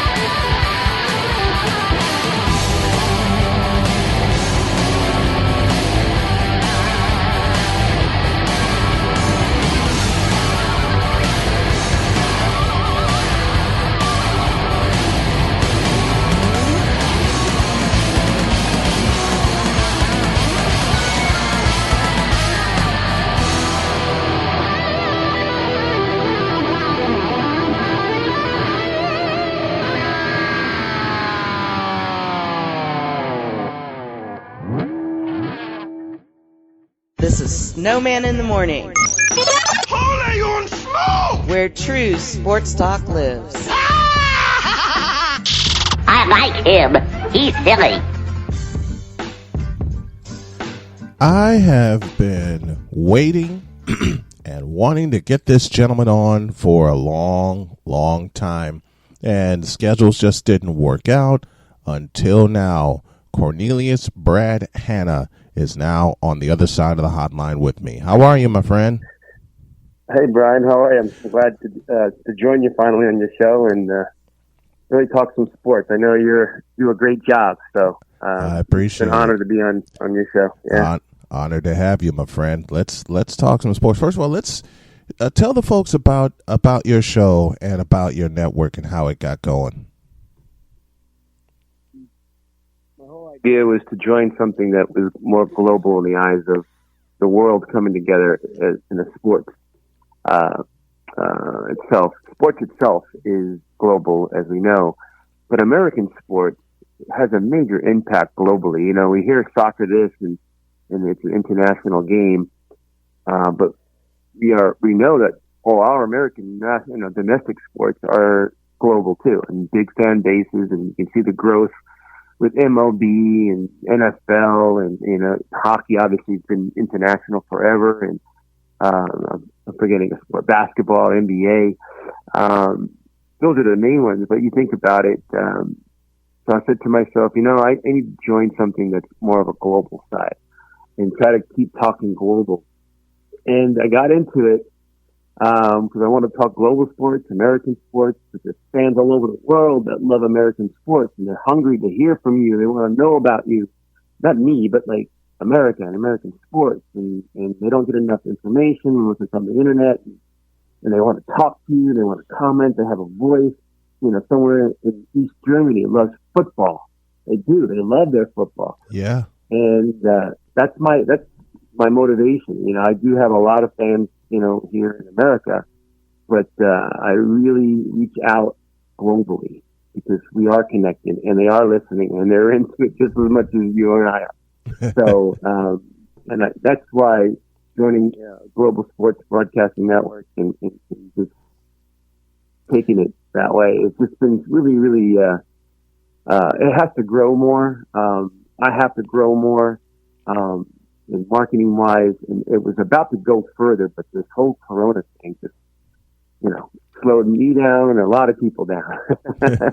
So, hey, I lost a couple of sponsors because of it. So it's real. So, it is. But anyhow, so I enjoy it. And the show is called Hannah Time, and, it's just something I do, 9:00, Arizona time. I'm based in Arizona, which is, California also is 9:00 in the morning too now. Mm-hmm. But on the East Coast, 2-hour difference. We don't change our clocks in the state of Arizona, so everybody else moves. So, but around the world, I can say to you, like in the UK, they're listening to me at, I think 4 p.m. I think it's 4 p.m., 3 p.m. Their time. It's like right around dinner time. Yeah. In that part of the world, in Australia and people like that too, they're like up in the middle of the night trying to watch football games and stuff. It's crazy, but it's fun. All right. It's a fabulous show. I have tuned in and I will continue to tune in, and I hope you all do too. So let's get, all right, give me your thoughts on the draft. Who do you think made the best, who made the best pick to improve their team for this coming season? Wow, there were some, like, we get caught up on all these great names, and I keep thinking, I like football players who play with physicality, physical, but they have what I call this hybrid mentality, athletic ability. Mm-hmm. I became a big fan prior to his near-death injury as Ryan Shazier. Yeah. When Ryan Shazier showed up, he was running like, I don't know, I'm saying 4.2, but it was for a linebacker and everything else. He was fast as anybody on the field. I'm thinking he's playing defense. I'm like, this is perfect for the new era of defense. They got to match up against this wide open offense. I'm thinking, this is the beginning of something. Or is he just the one I'm just recognizing And I'm seeing more of those players. Now, some of them, they're trying to, transition them, but they don't have the Ryan Shazier ability yet. And then Isaiah Simmons shows up, and I'm thinking, we got big, tall, physical, athletic. It's a rounded football player. And then I look like Claypool from the Steelers, who picked him up. I'm going, that guy's I don't know, is he 6'4", whatever it is, but he's big, tall. And he's playing wide receiver. I go, these are the avatar players for the NFL. Now, he's on offense, but those are the kind of guys you want to see on defense. Right. To go up against those tight ends and those taller receivers who are freaks of nature, And I thought the Cardinals had a no-brainer that fell on their lap. Yeah. We'll see if and I love what the Steelers do with Claypool. I don't know why he dropped that far, but he's a freak of nature. Yeah. You remember Troy Polamalu? Yes, I remember him well. All right. He was all over the field, and he was so dangerous, but he wasn't 6'6". We're getting the Polamalu who was like 6'4", and who's all over the field, who can cover tight ends and receivers and get up on the line of scrimmage in the box tight, and make tackles and get through and as a linebacker, or get down on his fingers, and hands and, in the crouch. I mean, Simmons is that guy, and I love him. I hope he does well. But those are the players and the teams that get those kind of guys, Brian, are especially on defense. I like what the Giants did with McKinney. I thought that was perfect for them. They need the secondary help. So did the Buccaneers. They had a weak secondary last year. They have a good defensive front, great linebackers, but that secondary was killing them. And they took care of some business yesterday. We'll see these guys develop and become the game changers that we hope they all become. But I thought that was great. I'm not quite sure what Philly did, but I am okay with the Hurts pickup as a quarterback because I think he's one of the best ones in the draft, to tell you the truth, Brian. You don't turn away. Does the selection of Jalen Hurts signal the end of Carson Wentz's run in Philadelphia? It's on his doorstep because he gets injured, Brian.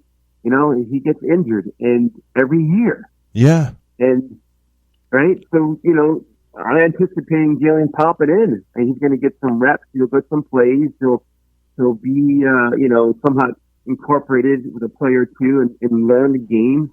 And that day is going to come. And the guy played 4 years as a starter. Mm-hmm. He's been a winner in college. I mean, I love that type of caliber of football. Remember I said football player, he's physical. He's being changed in Oklahoma. He became a passing guy. He was a runner-up for the Heisman, and he dropped. Mm-hmm. And he dropped. I think it was a steal, actually. But for Philadelphia, the fans are upset because they have so much going on. They got to do this and that. And I think Philly realized what you just said, Carson, is the future now. And so he's got a chance, and he's got to do something this year and do something big a year or maybe two, or Philly's making a decision. Yeah. I don't know when his contract's up, Carson, but that rookie contract, they'll make that decision. And Jalen needs to step up, by the way, to be a quarterback in this league. Deshaun Watson, I think Deshaun was a great quarterback, and he reminds me, Jalen, of what Jalen could be what Deshaun is doing right now. Yeah, you know what I'm saying? Yeah, I could see it. I can see it if everyone comes back healthy for Philadelphia. I can actually see Jalen Hurts being inserted as a starter and Carson Wentz being phased out. Another pick I want to talk about, Chase Young to the Redskins. What's that do for Washington's defense? Gives him identity. This is that, besides greatness, the guy that has all that potential. They already have some nice players on defense, but this is that guy who can just elevate that defense, just by making a play or two in a game. So he's a game changer. At least that potential is there. He is a beast. He is. He is. I think he can even get bigger. because he's still young. He's going to because you put more weight on as an NFL player. So he's a beast, and it gives the Redskins identity on defense, and maybe it follows. The players follow that lead over time. Oh, how can a rookie, just by playing hard and being that beast and showing that on the field, becomes a leader in that way, or it becomes the character of that defense. And that's why I think it's a great pick. And it was a no-brainer. If you did not take him, it's like, it's like fire the owner if you could, but it was a no-brainer. Couple more we'll go over here. Tua goes to Miami at number 5. Are you surprised at that move? I was thinking they would go Herbert at that point. I am worried about Tua's body. Mm-hmm. Not because he recently got hurt, where there's a feeling of brittleness, and unless he learns to be like Jalen learned to be a pocket quarterback. It's ironic they were on the same team, right? Alabama. But and Jalen flipped it, man. And I didn't quite get to see Tua flip it because of his injuries, and he was doing great in Bama. But it was, but I'm worried about his brittleness, and that's a concern. So I don't know. I want to be wrong. I don't dislike him. Right. Him. Actually, I was kind of upset when he threw that deep pass. Who was it? National championship game. Mm-hmm. He came in on halftime and beat him at the end. Yeah. That was against Georgia a couple years ago. Yeah. That was against Georgia. Yeah. So Tua, has that game, big playability, but I would also say, and I know Jalen is not the tallest receiver, but I think he's taller than most people think, and he's physically a little bit bigger now. Yeah. And I do worry about the smaller quarterback, even though they're good. The game is getting bigger, and it's hard. Deshaun is tall. People don't realize he's a tall guy. Yeah. And he's got but I worry about the smaller quarterback. If you're not a great pocket quarterback like a Drew Brees, he's not the tallest. I think he's like 6 feet at best. Yeah, but which is still nice. But but anyway, Drew Brees has done. Drew Brees has done well. That's the thing. Drew Brees has done great for 20 years, and 14 of them have been in New Orleans. We're coming up against the break, but this is Cornelius Brad Hanna. It's Hanna time with him, 9 a.m. Mountain Time every morning. Tell the folks where they can find you, my friend. Right now, you can find me anytime on Instagram or Facebook or even Global Sports Broadcasting Network, Monday through Friday, 9 a.m. Pacific Time, 11 a.m. Eastern Time. The show is called Hanna Time. I love it. Thanks for coming on, my friend. I appreciate it. All right, man. Thank you. You got it. More, I say, after the break.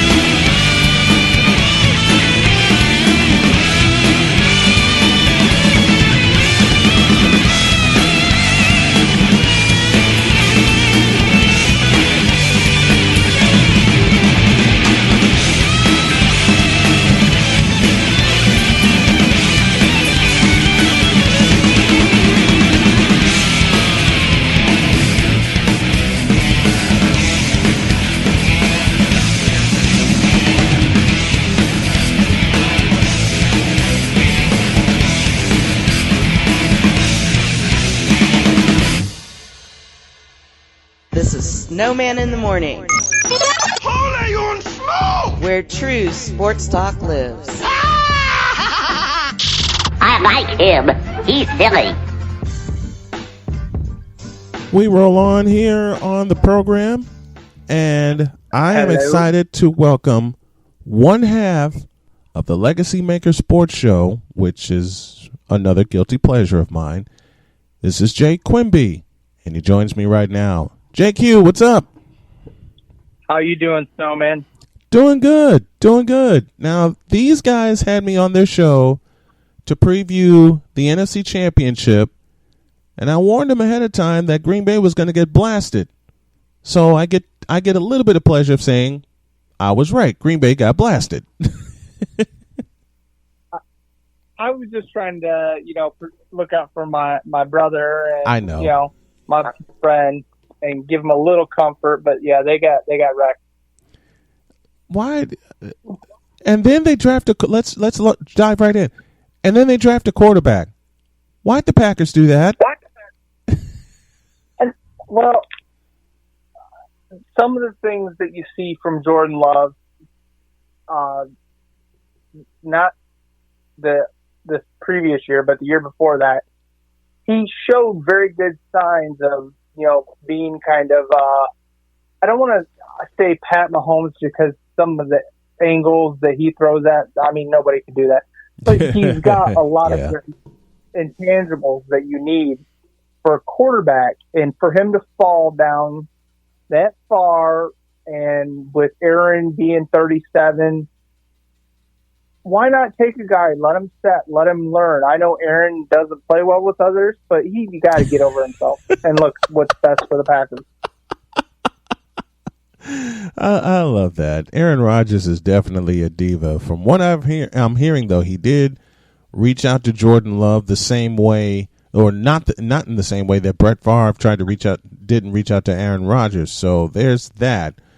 But as you said, Aaron Rodgers has got to get over himself. And some of these Aaron Rodgers fans, and I love them dearly, they got to realize Aaron's old.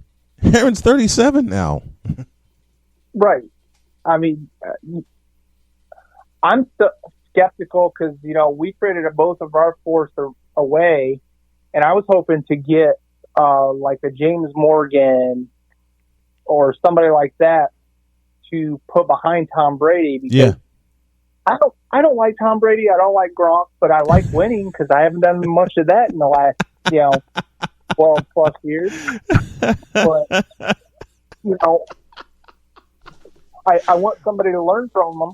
I laugh because I feel your pain, because until this year I went through the same kind of pain with San Francisco. So trust me, I understand. You guys got one heck of a steal with that trade for Trent Williams. Yeah, I tell you. Yeah. Staley retiring, Trent Williams coming in. Amazing. And with him taking that time off, you're going to get another 3 or 4 years. Mm-hmm. And here's the other thing. They jettisoned DeForest Buckner, send him to Indianapolis, which put a big smile on my wife's face because she's a big-time Colts fan. But then they draft Javon Kinlaw, and he's a perfect fit for that defensive line and that defensive scheme. But I understand. Darrell and I actually talked about this because they didn't want to pay Buckner. Right. And they get Kinlaw. And Kinlaw, in my opinion, is a bit more of a monster at, the point of attack than what, Buckner is. So they played it great. They played us, by making us flip one pick with them. Yep. Because honestly, if we didn't flip one pick to give them a little more, they were going to take Wirfs. And I love the pick of Wirfs. I think he'll be a better left tackle than Donovan Smith. Right. But you guys didn't have many picks after the first round. Mm-hmm. So we had to go for it. We had to go for it now. We had to go for it now. There's so many different things. I feel for the Philly fans, though, because the Jalen Hurts one was like a kick in the nuggets to everybody, man. Yeah. Does that signal the end of the Carson Wentz era? Yeah, well, I want to say no, just because when Wentz is healthy, and knock on wood, when, he's a great quarterback, and they gave up the farm to move up to get him. Mm-hmm. But they don't have a justifiable backup for him. And Jalen Hurts is not a bad quarterback, and he does everything that Wentz can, but stays healthy. Yeah. Yeah, it's gonna be a health question again with Wentz. I don't think he's played a full season yet. If I'm right. No, you're 100% correct. I believe he takes those hits, and he is not built to be a runner at all. And then again, Peters is gone, and they got. What was his name? Dillard last year? Yeah. And Dillard is not Peter. I'm sorry. He's not. There's really no isn't. replacing a Jason Peters type of player. There's no replacing him. There's no replacing him at all. And plus, will the receivers be healthy? Because half of their receiving core was injured.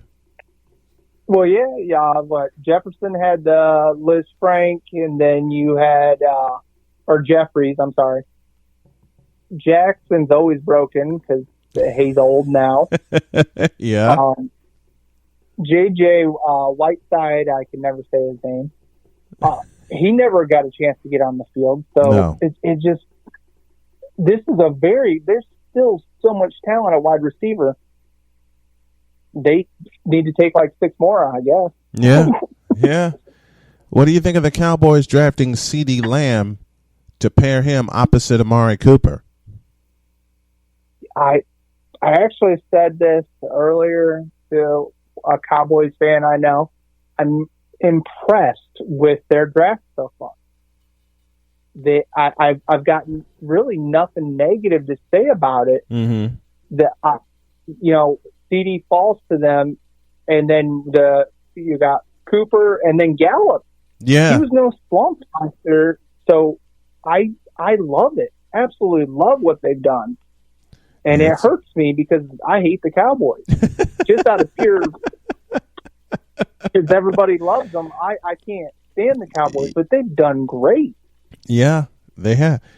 I figured I'd explain this to you. I didn't get a chance to do it on your show. This is the biggest reason why I hate the Cowboys. When Joe Montana hit Dwight Clark in the back of the end zone, it shut the Cowboy fans up and shut the Cowboys up. I've been a 49er fan. Mm-hmm. I've been a 49er fan since then. My 4th grade teacher was a Cowboy fan, and she was talking junk all week saying, we're going to beat San Francisco. And finally, I got tired. And I said, no, you're not. We're going to beat you guys. I earned a few cupcakes for it because I won a bet, but Montana may be a 49er for life. And speaking of the 49ers, what do you think of them drafting Brandon Ayuk? Again, 2nd straight year they go with a receiver late in the 1st round. They kind of had to replace Sanders. And then also, if you look, I've heard whispers that Godwin might be on the move today. Yeah. I heard those whispers also. Talking NFL draft with Jay Quimby, one half of the Legacy Makers Sports Podcast. Besides Jordan Love and Jalen Hurts, what do you think, or which pick do you think was the biggest surprise?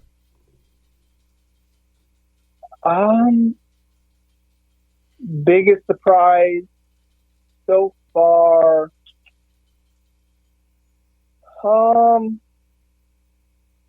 I mean, I can go like 50,000 different ways here, Snowman.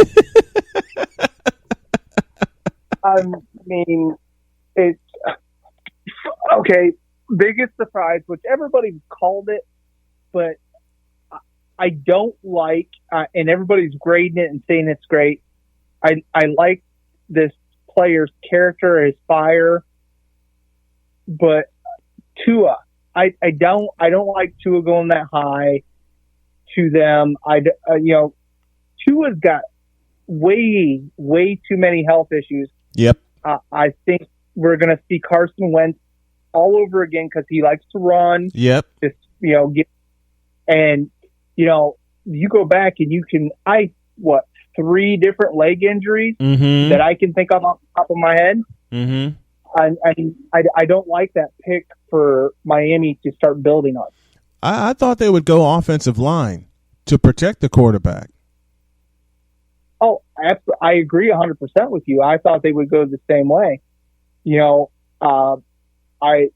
tried to move up to 1 to get Burrow and offered all 3 first-round picks they had plus next year's first. And Cincinnati said no. Yeah. Which time will tell whether it was a good idea or not. Mm-hmm. Well, So, they draft T. Higgins for Burrow to throw to, but I've said this on my program, and you've heard me say it, and I posted it. I'm not too high on Burrow. A flash in the pan kind of year, and he's the Heisman Trophy winner, and he's the number 1 overall pick, not to mention the national champion. He did all that in a year. I want to see some consistency from Joe Burrow. We're going to find that out in Cincinnati this coming year. Well, I got to see a lot of where he was in the spring game and a lot of practice tape on him where he lost out the starting job at Ohio State to Dwayne Haskins. Yeah. And, in that offense, and you lose out to Haskins, who honestly only started 1 game. He wasn't even a starter in high school. Right. So it just makes, I agree with you, and then you look at all the offensive talent around him, any person that went there to be a quarterback would have just shot off the board. No ifs, ands, or buts about it. Indeed. So it'll be a lot. It's going to be a lot to see. It's going to be a lot to see, man. Be a lot to see. There's so many variables into it.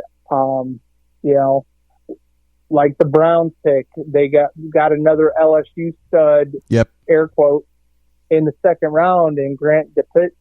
But once again, he was the guy that had ankle issues. Mm-hmm. A guy I've seen fall that's still on the board, hold on, unless the Jets pick him right here, is Bryce Hall. And Bryce Hall was a top 10 pick at the beginning of last season. Yeah. So it's just injuries can do so much to different things.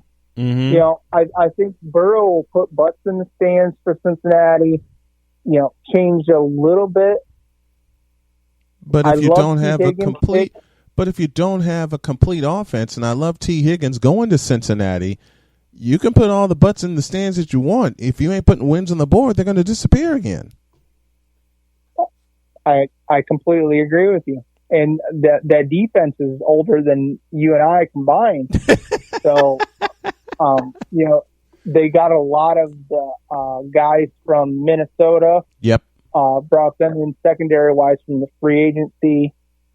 I just, that defense, I don't trust that defense, and the offense is going to have to put up a lot of points to keep up.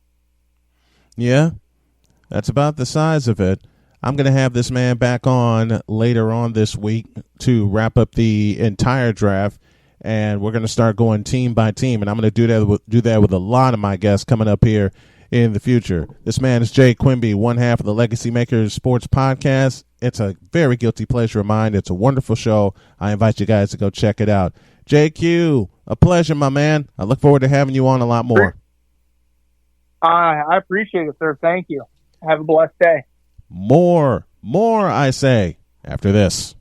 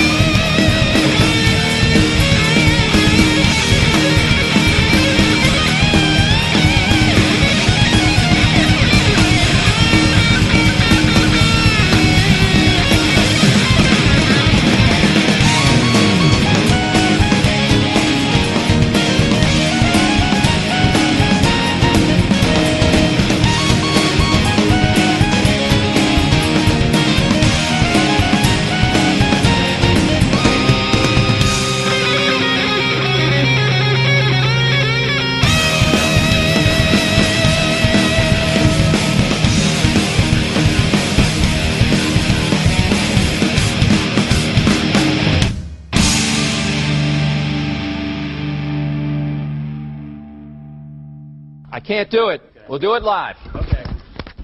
Do it live! I'll write it and we'll do it live!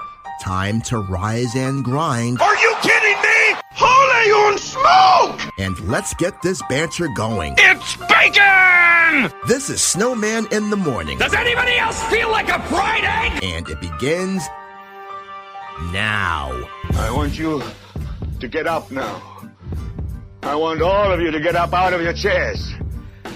I want you to get up right now and go to the window, open it, and stick your head out and yell, I think I just broke my chair. He did what? Has anybody ever told you you have a serious impulse control problem? There is but one cause for me to follow. Almighty the bum! And here we go. Oh, yeah! And that's hit pretty well and pretty deep to left. Gardner is going back, looking up. See you later! You golden blank staggered black skeleton and blinkety black punk, are you trying to do? Of all that low dirty... Michael on the drive across the lane. Turnaround shot. Got it. 63 for Jordan. Do you believe it?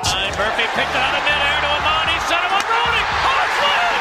Horseland! Horseland! Jeremy Roenick! After the giveaway was forced by Amani. What a play by Tony Amani. And Jeremy Roenick fired it home at the 123 mark. And the Blackhawks have come back from the dead in this series. Hour 3. You know how much fun it is to talk football on this program and the people that join me? It's a whole lot of fun, and it's going to get even more fun because a very familiar name, if you're a Buffalo Bills fan, especially from the late 80s and the 90s, is joining me right now. Former third-round pick out of the University of Arizona. He played alongside Jim Kelly, and he appeared in not 4, but 5 Super Bowls. This, my friends, is offensive lineman Glenn Parker of Buffalo Bills fame, and he joins me right now. How are you, my friend? Good to talk to you. I'm doing well, thank you. Are you enjoying the draft? You know something? How much fun, let's start here. How much fun was it to play along that line when you had Jim Kelly as your quarterback, James Lofton, Andre Reed, and those guys? How much fun was it playing with those guys? Winning is fun. I don't care who's in that backfield. You really don't win.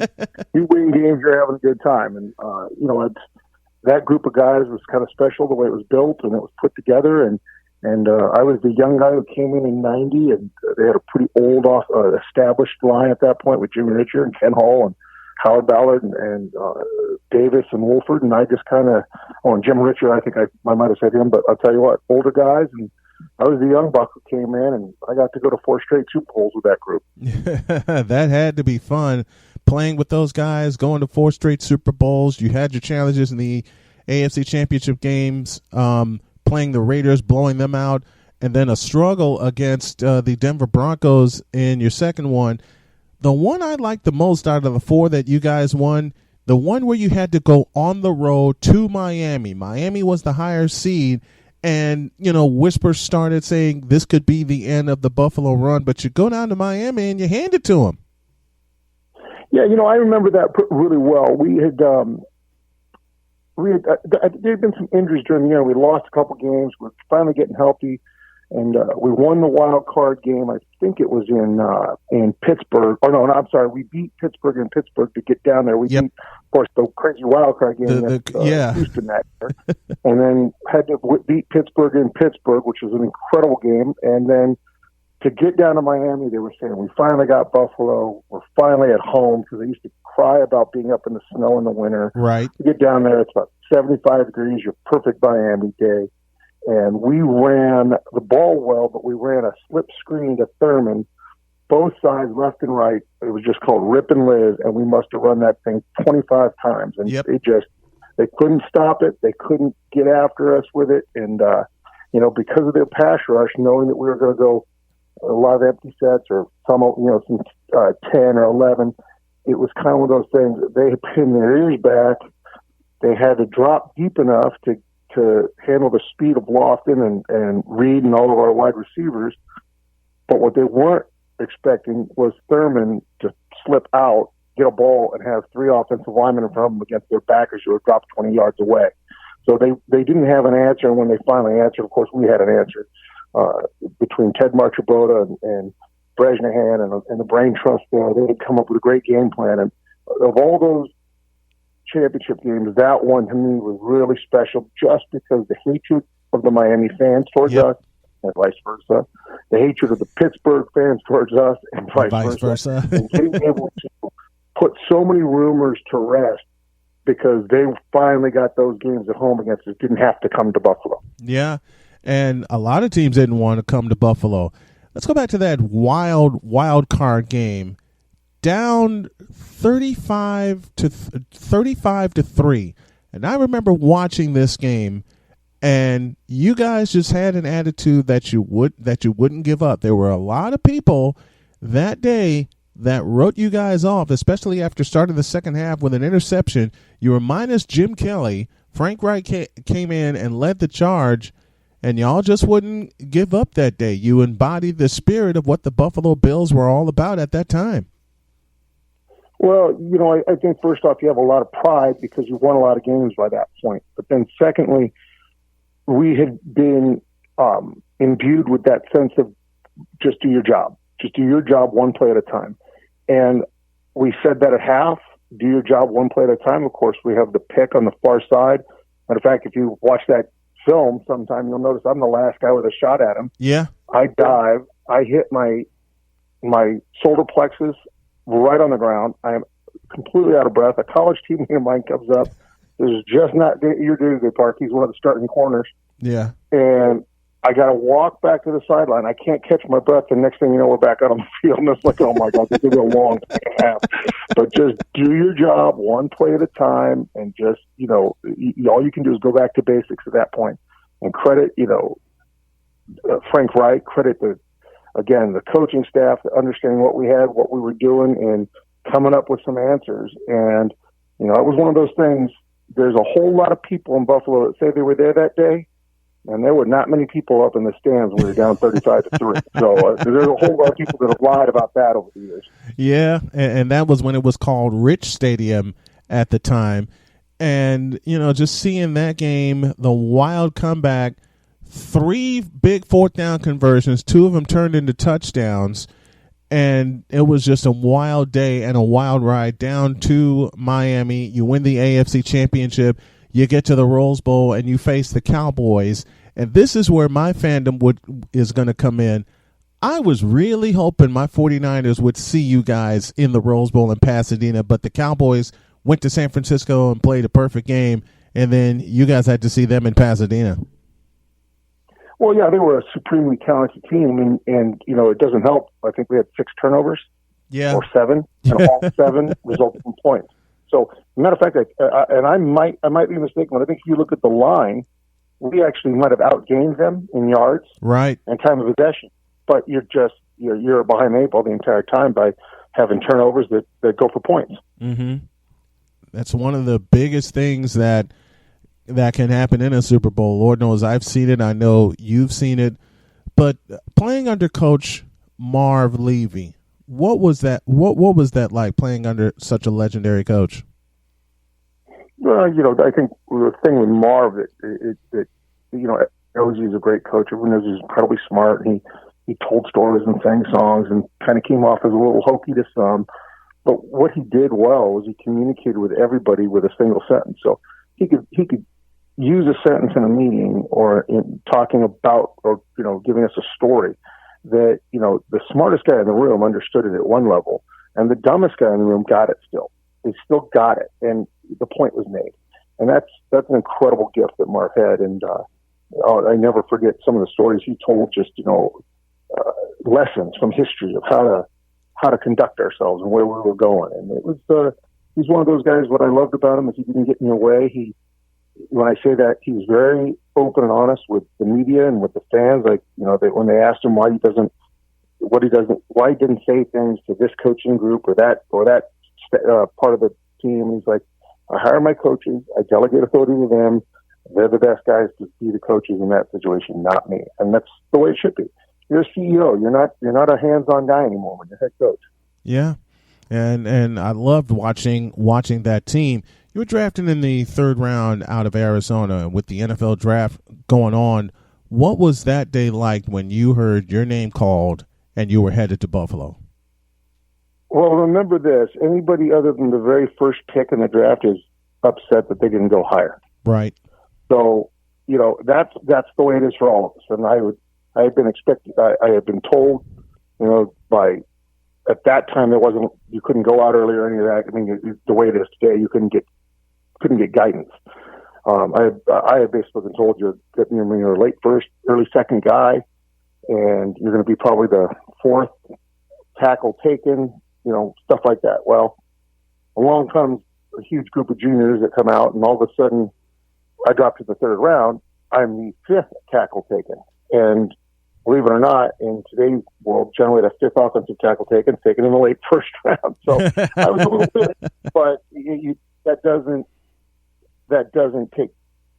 replace the feeling of joy you get and how much relief for all the work you put in, all the things you've been doing and giving up to get to that point, and the excitement you feel, the family around you. Everybody's so excited, and you have to constantly remind yourself during that period that this has just started. Nothing's over. You're just beginning. And that's where so many rookies have a problem come, middle of October. They start swallowing their tongues going, I've been grinding at this for over a year now. Mm-hmm. They go through their senior year, they train for the combine, they train for the draft, they go to the OTAs, they're in camp, and that doesn't happen in college. And so you have that inner battle of, I'm so excited to go do this shit. Oh my God, I got so much work to do. And I learned some great lessons through that. And I tell you, I learned that my brother Cole's way more athletic than I thought. He fell in the pool and never spilled a single drop of his beer. So that was pretty impressive. Other than that, you're excited. It's fun. Yeah. I love that.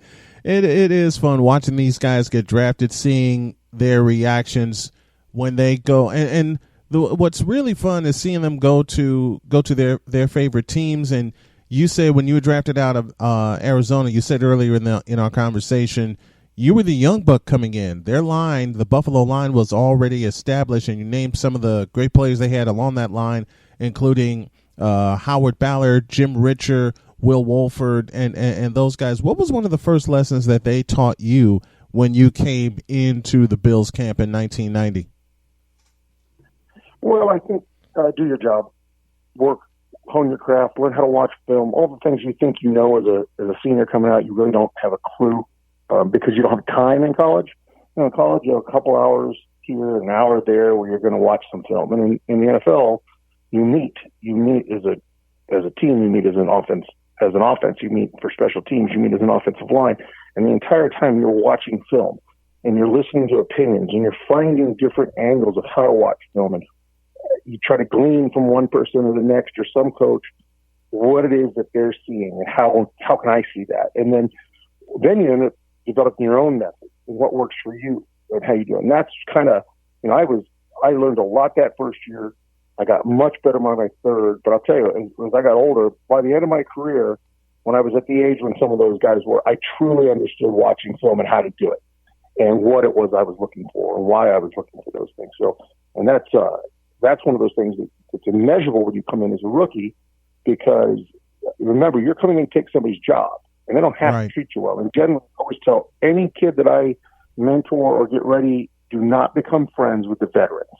Because the minute you do, you'll start taking time out of your work to go. They're going to get you to go out. They're going to get you because they don't have your best interest at heart all the time. I know that sounds awful, but they're trying to keep their paychecks rolling. So they want to keep, some guys, hey, hats off to them, the best people in the world, they teach everything. Some guys aren't like that. I've known both sides of it.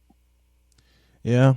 I've spoken to a lot of offensive linemen that have played in the NFL, and I get it, and I use those lessons now in doing this show and getting everything prepared and getting it all together. That's Glenn Parker, 5-time Super Bowl participant. You remember him from his days running with Jim Kelly, the K-Gun offense, Marv Levy, and the Buffalo Bills. It's an honor and a pleasure to have you on the program, my friend. I truly appreciate it. Well, I enjoy it. Thank you, man. It's always fun to talk ball, and talk about the good old days, and they are old days now. I want to have you back on a little bit later on, toward football, so we can talk more about the old days. I'd love to have you back. Anytime you let me know, and be happy to come on. All right, I appreciate it. Glenn Parker, 5-time Super Bowl participant, and I got some more stuff for you after the break.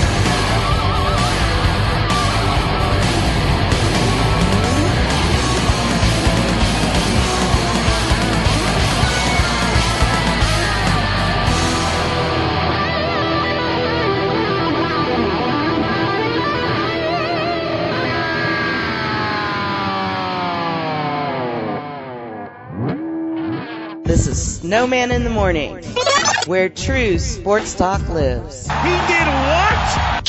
I did not need to be told that.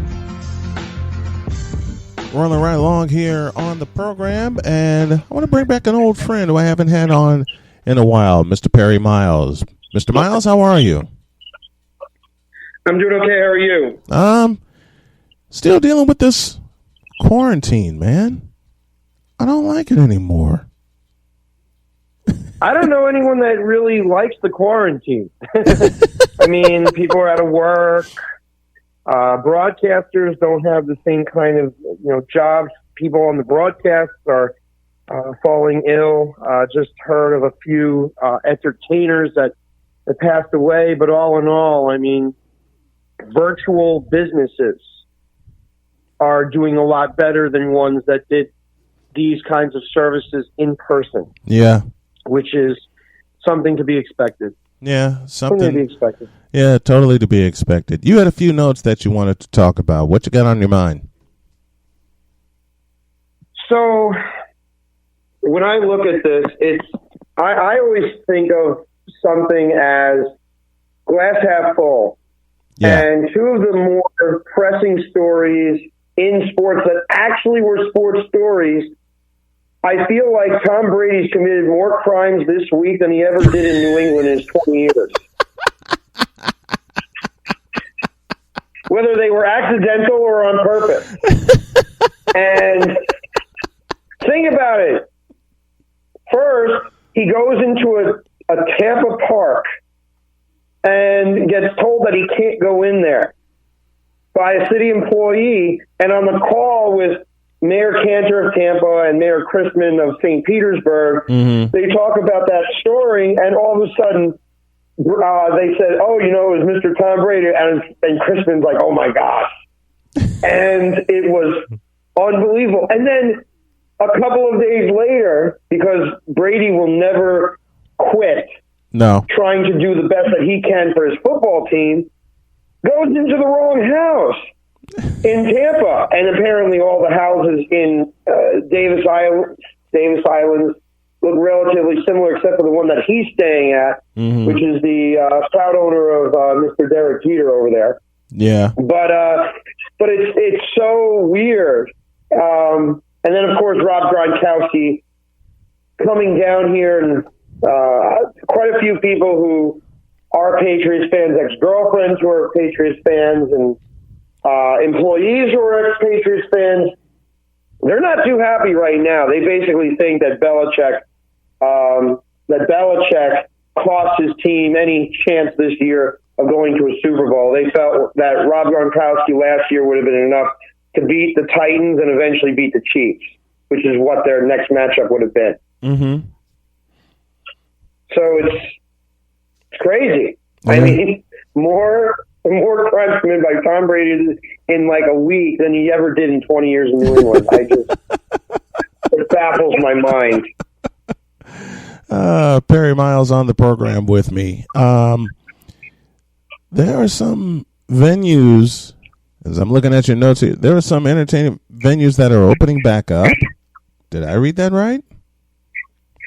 Have you looked at the news regarding Jacksonville Beach, Treasure Island, a few places? I have. As a matter of fact, like, there's so many Facebook photos of people going out on a boat.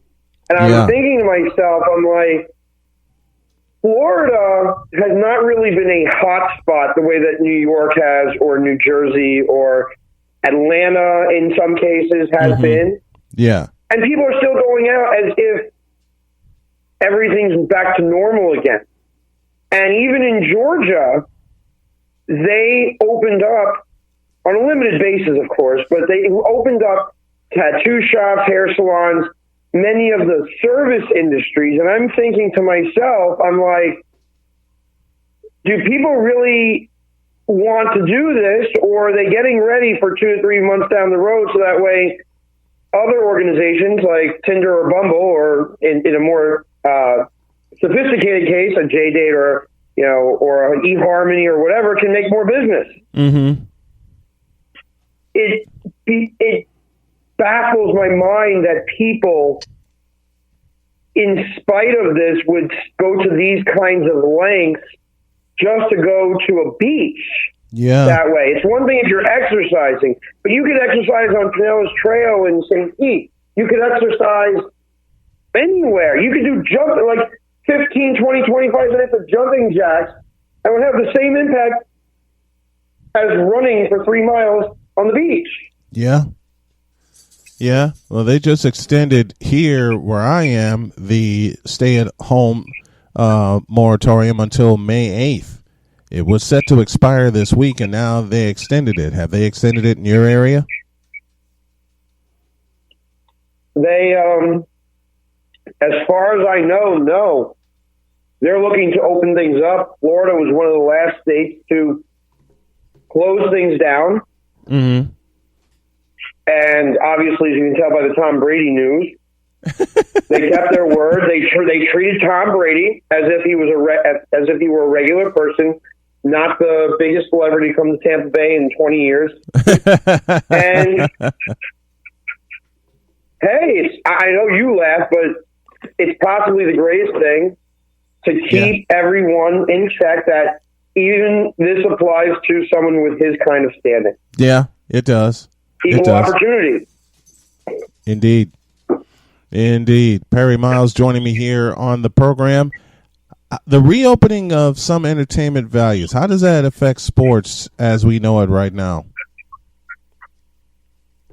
When you say the reopening, are you talking about the NBA horse contest? Are you talking about a virtual, potentially beer pong tournament? I'm talking about all of it.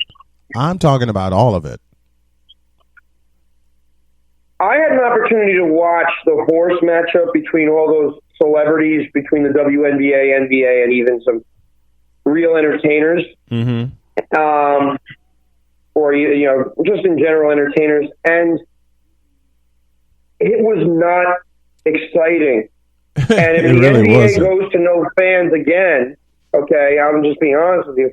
If it goes to no fans again, except maybe a litany of like 20 people in golf, or maybe 100 people or 200 people scattered in a basketball arena. Yeah. I mean, the players will still play. They'll still earn their dollars through TV advertising and TV revenues. It's not the same without the fans because of the energy, the hostility, the camaraderie that comes with that. Mm-hmm. The purchasing inside the venue. The teams don't make almost any money on the tickets. They make the money on the advertising. Yep. And then they also make it on the concessions. Because the ticket, let's say you're in Charlotte, you're going to a Bobcats game. You could probably get a ticket for $20. So if you did $20 a ticket times, let's say 20,000 tickets, I don't know what the capacity is. That's roughly $400,000 for a game, which is a nice amount of money. Yeah. But as you know, the Charlotte Bobcats salary cap is in the multiple millions. Yeah, hundreds of millions. Not to mention the travel and the hotels and everything else that comes with that. So there's no way to make money with just tickets. It comes with the concession, so it comes with whether people buy cotton candy or peanuts or beer or other items that will help the business to grow. Mm-hmm. It also helps with the. It also helps with the. I want to call them box seats, but the suites. That's what I'm looking for. It also helps with the suites and the money they make with selling the suites for a night before a season. Part of the reason the Yankees didn't care about either doubling or tripling some of their seat prices was because they were able to charge more for the box seats and the luxury boxes. Yeah. Basically, any seat behind home plate, any luxury boxes, they either tripled, quadrupled, or quintupled the prices. In response, the advertisers who were buying those luxury seats had signage out there, so they got their exposure. Yep. They probably had some sort of TV package associated with that. Mm-hmm. So if they spent $200,000 or $400,000 or $600,000 for advertising, and then let's say they spent $40,000, $50,000 on seats a year or something along those lines, whatever it is, they wind up making a huge amount of money on that because of all the residuals. True. The Yankees give them an opportunity. Yeah, the opportunity lies. Opportunity's there, man. But as a fan, I'm just waiting for it to all to open back up. Part A and Part B, I want it to happen safely. I don't want to rush anything. I don't want to rush anything back. The NBA fans I've spoken to, they want to rush it back because they want to see the Lakers and LeBron, don't get me started, win another title. Yeah, you know how I feel about that particular subject. Well, I do, but keep in mind that there are other teams out west that if the season were to start again, that those teams, I think, could defeat the Lakers under healthy circumstances. Oh yeah, I think so too. One of them is out east in the Milwaukee Bucks. Milwaukee Bucks with Giannis and the cast of second and third stars that they have. Yep. Chris Middleton, if I'm not mistaken, Chris Middleton too. Yeah. Brogdon. No, Brogdon's in Indiana, I think. Mm-hmm. But you have the Clippers. You never, ever count out Kawhi Leonard. Never. Especially the fact that he beat the Warriors last year. Yep. And here's an interesting tidbit, too. If there is no more NBA season and there's no NBA playoffs, you know that every NBA fan would say, oh, why, Perry? Why are you saying this? The interesting tidbit is, conceivably, the Golden State Warriors could make their 6th consecutive NBA Finals next year with the cast of characters coming back healthy. With Draymond Green getting a cast with Curry, Thompson, Wiggins, and let's not forget, potentially either the number 1 pick or, and Milwaukee Bucks fans are going to absolutely hate this, Giannis Antetokounmpo. Or Karl Anthony Towns. Or Karl Anthony Towns from Minnesota. You know, I put the rumor out there that Karl Anthony Towns could wind up in Golden State. You know, and there's also rumor that Giannis could wind up in Golden State. So if there's no NBA World Championship Series this year, one of those two will wind up in San Francisco. I believe that will happen, but I believe the funny thing is Milwaukee, even though they have a great new facility over there, it's still a small market city in the Midwest. Yep. And that's not named Chicago.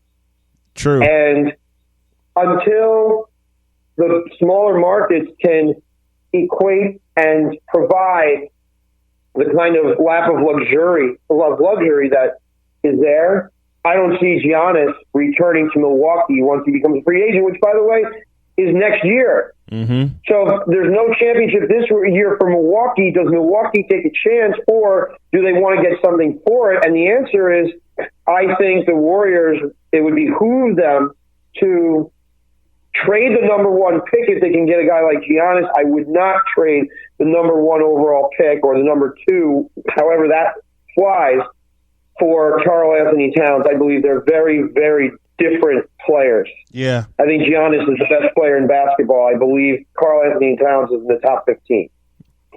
Understood. Perry Miles joining me here on the program. Tell everybody where they can find you, my friend. So I have a company called Miles Smart Tutoring. It's based out of St. Petersburg, Florida. You can find us on Facebook, on Twitter, on Instagram. MilesSmartTutoring.com. We deal with a lot of sports people that are going into colleges and so on. But we also help people to finish homework assignments because at this time, it's been a very difficult struggle for many parents. Parents who have not seen this kind of work in possibly 5, 10, 15 years. And I've heard of situations like this where socially and emotionally things get much tighter, especially when people are around each other. It's nice to have a break once in a while from people that you've seen all the time. So we're helping those individuals to not only complete homework assignments, do well in those assignments, but essentially indirectly repair certain kinds of relationships that could otherwise be ruined due to this pandemic. And we want to help people. MilesSmartTutoring.com is where you can find them, and you can also find them on this program. In the very near future, you can have them on every week. So we're gonna get that. We're gonna get that set up. Thanks a lot, my friend. I appreciate the time. No problem. Thank you, Brian. I'm gonna roll on after this.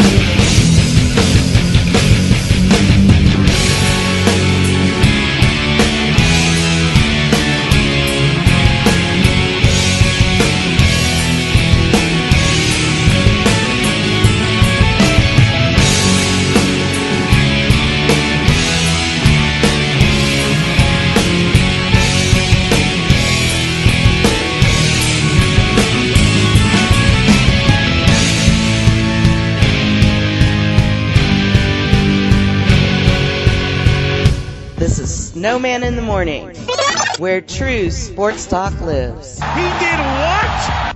I did not need to be told that. So, upon the suggestion of my better half, she said, now that you're down here in Carolina, why don't you get some local talk going? All right. Challenge accepted. I met this young man online, and he had the call letters WRAL attached to him. Chris Lee, WRAL anchor, now joins me. What's going on, brother? Hey, how's it going? Good to have you on, and I'm ready to get back in the booth. All right. Yeah, let's go. Glad to be here. I'm ready to get back in the booth and do some play-by-play. It's been a strange time, and that's just saying it lightly. Yeah, it has. I mean, sports is, we're used to having a lot more action right now, and, the NFL draft kind of feels almost like a game because we haven't had anything live happen in 6 weeks. Yeah, and it's weird, and then the word just came down that the NBA is going to allow their practice facilities to open up on May 1st, which gives me the clue that the Hornets practice facility will open on the 8th. Still trying to get the dates together. Did you think the NBA would be the first to come back since they were the first to shut down? The little bit that I've read on it, I kind of took from it that it was just going to be on an individual basis. That whole teams, complete teams, 15-man rosters aren't coming back to practice against one another. Right. So maybe it's just an effort to keep players like in shape. Even Giannis Antetokounmpo didn't have a goal at his house. So maybe others who don't have at-home gyms or goals outside, this is a way for them to stay in shape. And for now, while they're in a holding pattern as they kind of look towards what's next and how to actually open back. So I wouldn't necessarily say that they're back, but it looks like they're making small steps to get there. Let's stay on the NBA. Adam Silver has said multiple times it would take 25 days for everything to be in order, which brings this twofold question. Will we see fans in the stands? And the bigger question, will we see a finish to this NBA season? I hope there is a finish to the season. I am hoping that maybe, there's at least a finish. If fans, I don't know, that's the kind of iffy part. It really just kind of depends on states, and you'll see now as some states are going to try to open back up. Yeah. Even though it's maybe not necessarily a great idea. So we'll see if there's like a second spike or, a second curve that, comes back around for the coronavirus, then that may halt the idea for fans. I'm not sure if states should be trying to open up right now, even though we haven't had a steady decline, but we'll see what happens. But I do think it's probably feasible that the NBA could finish the season by, the end of September or something. Yeah, we'll see how all that plays out. Let's jump into the draft and take a peek at the Carolina Panthers for me. How do you think they did, and where do you think they could have done better? I love their draft. The only thing I probably would have done different is if you were going to do something on offense. I like all the defensive picks though, so I'm not picking on that. But if you were going to go offense, I don't think that the Panthers it'll be bad. If it wouldn't have been bad if they would have gone offensive line for one of the picks. But if they feel comfortable with what they had on offensive line and what they did in free agency and what that was already on the team, cool, go for it. I love the defensive picks because the Panthers defense, while they got to the quarterback a lot and sacked the quarterback a lot, they just weren't the same defense that we've grown accustomed to seeing. Right. They gave up the most rushing touchdowns in the league last year, 32. They gave up something like 28, 29 points per game. That's not what we're used to seeing it for, Carolina Panthers. So, they needed to really, hunker down on defense and get some big athletes. And that's exactly what Matt Rule and Marty Herney did. You basically got a whole new secondary, 2 safeties and 2 cornerbacks. You got 2 interior defensive linemen. And you got a defensive end to kind of complement Brian Burns on that other side. So, I like the picks. I wish maybe we would have tried to go linebacker, but if they weren't comfortable with any of the linebackers that were there, if these were the better athletes, I'm cool with that. But linebacker and maybe 1 offensive lineman is something, I would have liked to have seen, but I'm not in that draft room. I'm not sure who was on their board and how things fell and all that. So, but overall, I love the dedication towards the defense. Yeah, they went defense, and they went strong on defense. With the new coaching staff led by Matt Rule, of course, coming from Baylor, what do you think Matt Rule's first objective was, even before the draft? So I went to the introductory press conference he had when he was introduced back in January. And no, I'm sorry. Was it February? I can't remember when it was. Time is slipping by. No, it was January. It was January. Yeah. So I think for him, it was culture. And I don't agree with some of the moves he made, but you could tell that culture was a big thing. There's a lot of people who were there for a long time under Ron Rivera, great guys. You have Cam Newton, you have, Mario Addison, you had Greg Olson, you had, even he wasn't there for a long time. You had Eric Reed, who's basically, really strong-minded, outspoken type of player. Mm-hmm. And it was clear that he wanted to get rid of guys like that, even if they're great guys, because they're not going to carry his message. They're going to carry Ron Rivera's message. Right. And, well, being a Panthers fan, it's hard to see those people go. I do kind of take a moment to understand it from a new coach's perspective. You want me to be here to do some different things? Well, cool. We have to go all the way different. Some of these guys, we're not going to re-sign them, and other guys, we're just going to let them go. It's tough to swallow as a Panthers fan, but hopefully he knows what he's doing. He seems like he knew what he was doing at Temple and Baylor. Chris Lee of WRAL TV, news anchor, joining me here on the program. Let's jump back to the NBA and take a peek inside of the crystal ball of that of the Charlotte Hornets. Let's say the season does complete and they do crown a champion, and now the focus will be on the NBA draft. Where do the Hornets go to get that leader that will get them over the hump? You know what? I'm almost kind of wondering if those leaders are already on the squad and maybe they just need to just beef up a little bit more. I don't know. I'm not saying that this is going to happen, but if you look at the squad and you look at how good their young players are, Devontae Graham, Miles Bridges, and PJ Washington, are we looking at the next, Steph, Clay, and Draymond? I'm not saying 5 championships. Oh, I'm not saying that. But are we looking at the next big 3 right, that was drafted by a team? And, you can't necessarily see that in years 1 and 2. True. That usually starts happening, 3, 4, 5, 6, or I'll say, more so like 5, 6, 7, is when that stuff starts really happening and starts clicking. So now they just kind of need to beef up that roster. I would love to see another big-time interior player. Cody Zeller has been okay his time in Charlotte, but I think it's time for somebody else that could be the cleanup person on the inside. Yeah. And then, maybe kind of shore up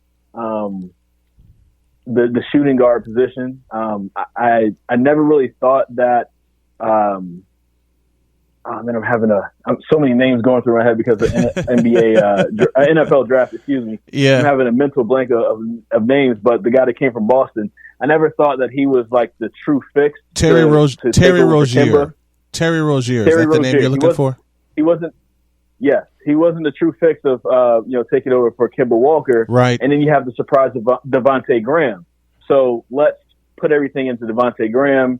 Maybe, see if there's a shooting guard that we can get in replace of Terry Rozier. And then, the Hornets can kind of start looking better. And you got to remember, man, that James Borrego came from that whole Spurs tree. Yes. And they're in development. So, Spurs, they always would hit you with some weird names of guys who maybe were driving like Miller Lite trucks 2 years beforehand. And then all of a sudden they were, developing them for like 3 years, and then they're helping them win a championship. Yeah. So, that's potentially what you may see. Because they've been very liberal in sending their guys down to the G League. You are so right, because who the hell was Tiago Splitter? And then Tiago Splitter is hoisting the championship trophy. Dwayne Dedman. Yes. Just Dwayne all these Dedman. other different guys. It's just so many different guys that have down. If you look at their history, this is just what they do, and that's what James Borrego wants to do. He wants to hide guys in Greensboro for a while, the Greensboro Swarm, and then bring them back, and then all of a sudden they're Devontae Graham. So that's right. What happens. That's exactly what happens. Talking local sports here with Chris Lee from WRAL. Staying with the NBA. I put a rumor out there, and I don't know if you believe this or not, but I have the strangest of feelings that, how you see, you just talked about a moment ago, Spurs laying in the weeds. They hide their players with Greensboro with the Swarm, and then they come up to the Hornets, and all of a sudden they're lights out. The Spurs do that with their team in Austin, Texas. There's a rumor floating around that there's a possibility, if the Bucks don't win it all, Giannis is gone and he's going west. Your thoughts? This is actually a rumor I've heard for the last 2 years. Giannis going to the Warriors, I assume that you're going to say? Yep. This is a rumor I've heard for the last 2 years, and that and that also kind of helped with the idea of, KD potentially could have left. So it's like, okay, what are we going to do? Giannis's contract is coming up. We can go after Giannis. So if KD leaves, then we have to sign somebody big. Who is that?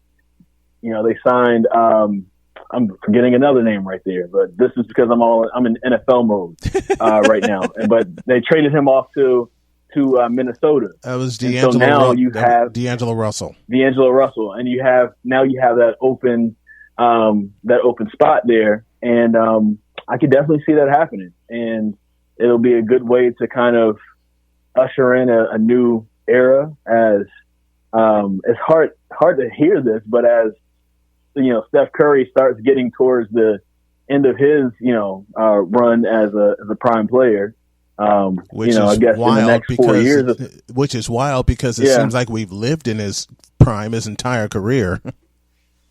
Right. And, but if you got to be thinking over the next, shooters will always be able to shoot. Right. But you can't think that he'll be able to keep up that type of production for the next 5 years. So you you have to think long term behind that. And, hey, if Giannis is it, then Giannis is it. He's probably, if not the best player in the NBA right now, is definitely top 3 for sure. Back to the Panthers and the NFL as we wind up here.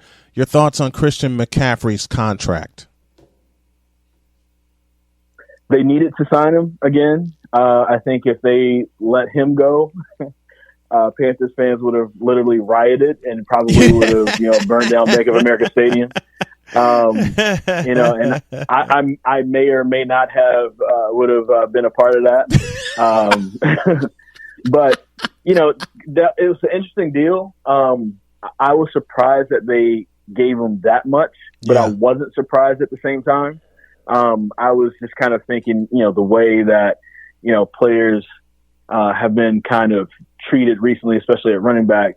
With what's happening with coronavirus, and we're kind of unsure about things, and maybe we're unsure about the money that's coming in later on. Right. I was just and it looks like a lot of teams are like just letting guys go who have bigger contracts, even if they're still really good, really productive players. They're just letting guys go. So I didn't think they were going to let Christian McCaffrey go, but I just didn't think they were going to sign him to that much. But it's good for them.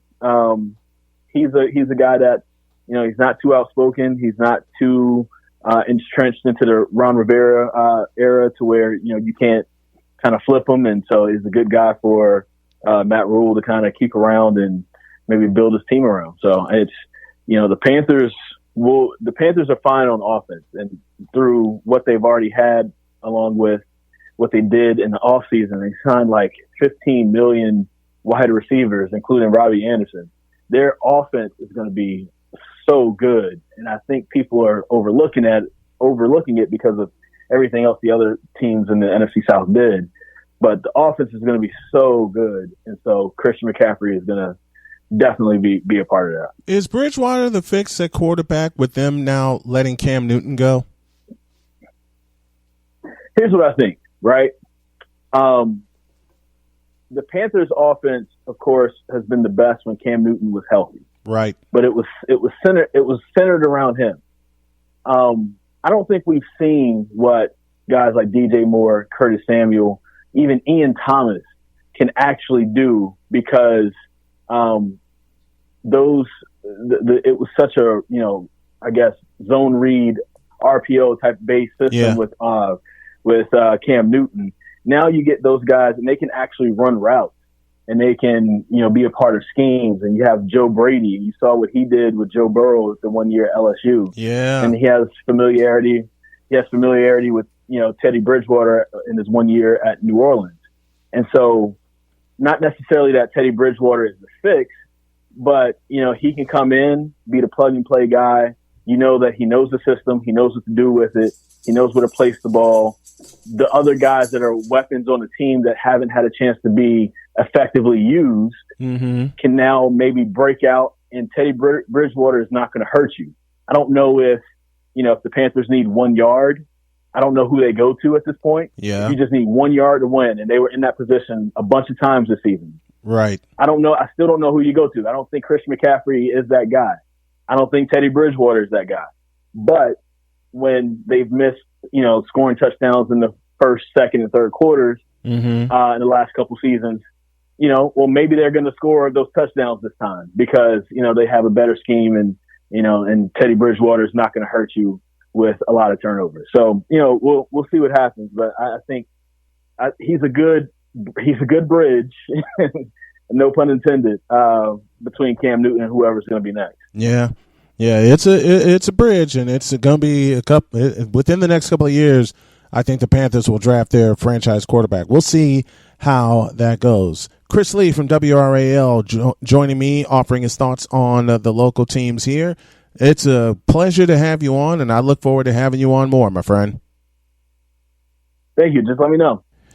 Well, that's going to just about do it for this edition of Snowman in the Morning. Want to thank you all for tuning in. Don't forget to log on to Snowman Digital Media, where you can hear a replay of this show, and also snowmaninthemorning.com, where you can hear a replay of this show. Check out the podcast on both sites, as the podcast will be available immediately after I close up shop here, which I'm about to do now. Until tomorrow, have a great day. God bless. Remember to make your next move your best move. And always remember, if your dreams don't scare you, then they are not big enough. Dream big, do bigger. I am, and I hope you all are too. Until tomorrow, Snowman's out of here.